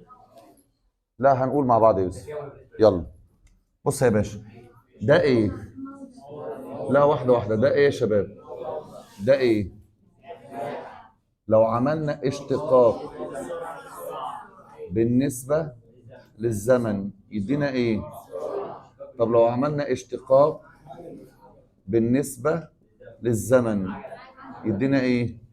يبقى معنى الكلام ده ان عين بتساوي د س د ن صح؟ وممكن نقول عين بتساوي د ف د ن، اللي هو اشتقاق ده بالنسبه للزمن او اشتقاق ده بالنسبه لايه؟ الزمن، صح كده يا جماعه؟ طب والعجله في القانون ده بتساوي ايه؟ د عين د ن، لحد كده كمان تمام؟ العجله احنا خدنا لها كام قانون النهارده؟ القانون الاولاني بيقول ايه؟ ان هي ممكن تبقى د عين د ن، او لو السرعه دي كانت بتساوي حاجه س مش حاجه ن، فكانش هينفع القانون ده. كنا هنقول له العجله بتساوي عين في ايه يا شباب؟ في د عين د س، عين في د عين. حلو. الازاحه بتساوي ايه؟ الازاحه بتساوي المكان الثاني ناقص المكان الايه الاولاني، على حسب بقى من كام لكام، صح كده؟ في قانون تاني للازاحه خدناه، تكامل السرعه من الزمن الاول، شوف من كام لكام، صح؟ حلو. المسافه بتساوي تكامل ايه يا شباب؟ مقياس السرعه بالنسبه للزمن. انا ليه في المساله دي ما يمشيش معايا ان انا اكامل؟ عشان يا جدعان الازاحه تكامل السرعه، بس محتاجه ايه؟ ازمنه معينه. انت هنا عرفت تجيب زمن؟ انا كان ممكن على فكره، كان ممكن اقاوح واجيب بالمناسبه، والله كان ممكن اقاوح واجيب. اللي هو ازاي؟ حد يقول لي. هنعمل ايه؟ شيفت تان. هعمل ايه بقى؟ شيفت تان يطلع لي رقم 10، واقول له الظا موجبه. الظا موجبه فين؟ في الاول والثالث، واجيب اجابه في الربع الاول واجابه في الربع الايه، بس هتبقى ارقام عشريه. يعني عادي على فكره، كانت هتخليك بس النواتج دي تطلع فيها ايه؟ سنه ارقام عشريه كده، فاهمني؟ بس هتطلع. فاحنا بقى انا قلت ايه؟ لا الدماغ عاليه والدنيا تمام وزي الفل، فاللي هو ليه ونخش ليه في الارقام العشريه وشغل؟ احنا يا باشا نرسم لها مثلث ربع اول وثالث، ونشتغل بالازاحه القديمه اللي هو القانون الاصلي اللي هو المكان الثاني ناقص المكان الايه. بس فهمني؟ فهمت القصه ماشيه ازاي؟ طيب ايه تاني؟ مين فاكر التسارع؟ لما يبقى عين جيم، بمعنى ان هما الاثنين يبقوا نفس الايه. طب يبقى تباطؤ او تقصير. عين جيم اصغر من صفر، يعني هما الاثنين يبقوا عكس بعض في الايه، في الاشاره. صعب يا جدعان الكلام ده؟ تعرف تعمل خط الاعداد الزمن بيبدا من كام؟ مفيش. لو سالب ارفض، احنا هنبدا من صفر خلاص. لو الاثنين موجبين تسارع، الاثنين سالبين تسارع، واحده موجبه واحده سالبه، ده اسمه ايه؟ تباطؤ. الفترات كلها مفتوحه، بس اهم حاجه اول رقم الصفر ده لازم اختبره، لان ممكن مفتوح ممكن ايه، مقفول. لو معانا عين تربيع في مساله وعايز اجيب عجله، بعمل ايه؟ بالاشتقاق بالنسبه لس للطرفين هتظهر حاجه اسمها 2 عين د عين د س، يعني 2 في العجله دايما كده. بص انا كاتب لك منها دي ودي، واللي قبلهم كانت نفس الفكره عشان بس الناس بتنساها، فانا كانت مديك عليها 3 مسائل ورا بعض. اشتق بالنسبه لس للطرفين هيظهر لك 2 عجل على طول. خلاص؟ طيب ايه تاني في لخبطه؟ في 3 كلمات مهمين قوي. اقصى سرعه، العجله بصفر. اقصى ازاحه، يغير الجسم من اتجاه حركته. احنا ليه لجأنا للقانون بتاع ان المسافه تكامل مقياس السرعه؟ ليه؟ لان لو مش همشي بده هضطر اعمل ايه؟ هضطر اجيب السرعه واسويها بكام؟ صفر. اشوف بيغير اتجاه حركته ولا لا، لان لو بيغير اتجاه حركته تبقى المسافه غير الايه؟ الازاحه، فهضطر اقعد اقسمها على خط الاعداد واجيب الازاحه هنا والازاحه هنا فانا عشان ما اخشش في المرحله السوداء دي، فراح اقول له المسافه تساوي تكامل مقياس السرعه. الازاحه تكامل سرعه، لكن المسافه تكامل مقياس سرعه. المقياس بيقسم الفترات على فكره جواه، الاله بتعمل كده، يعني بتاخد بالها مين موجب ومين سالب وبتعمل كل واحد لوحده. خلاص؟ صعب الكلام ده يا شباب؟ نقول تاني. الدرس ده يتبقى فيه الرسومات. اي حاجه فيها رسم، اي حاجه مرسومه هتدرس لوحديها تماما. ممكن الحصه الجايه وممكن ما ينزلهاش وقت فيتعمل لها حصه لوحدها. اي رسومات بتدرس لوحدها خلاص، فانت مش هتذاكر اي رسومات خالص.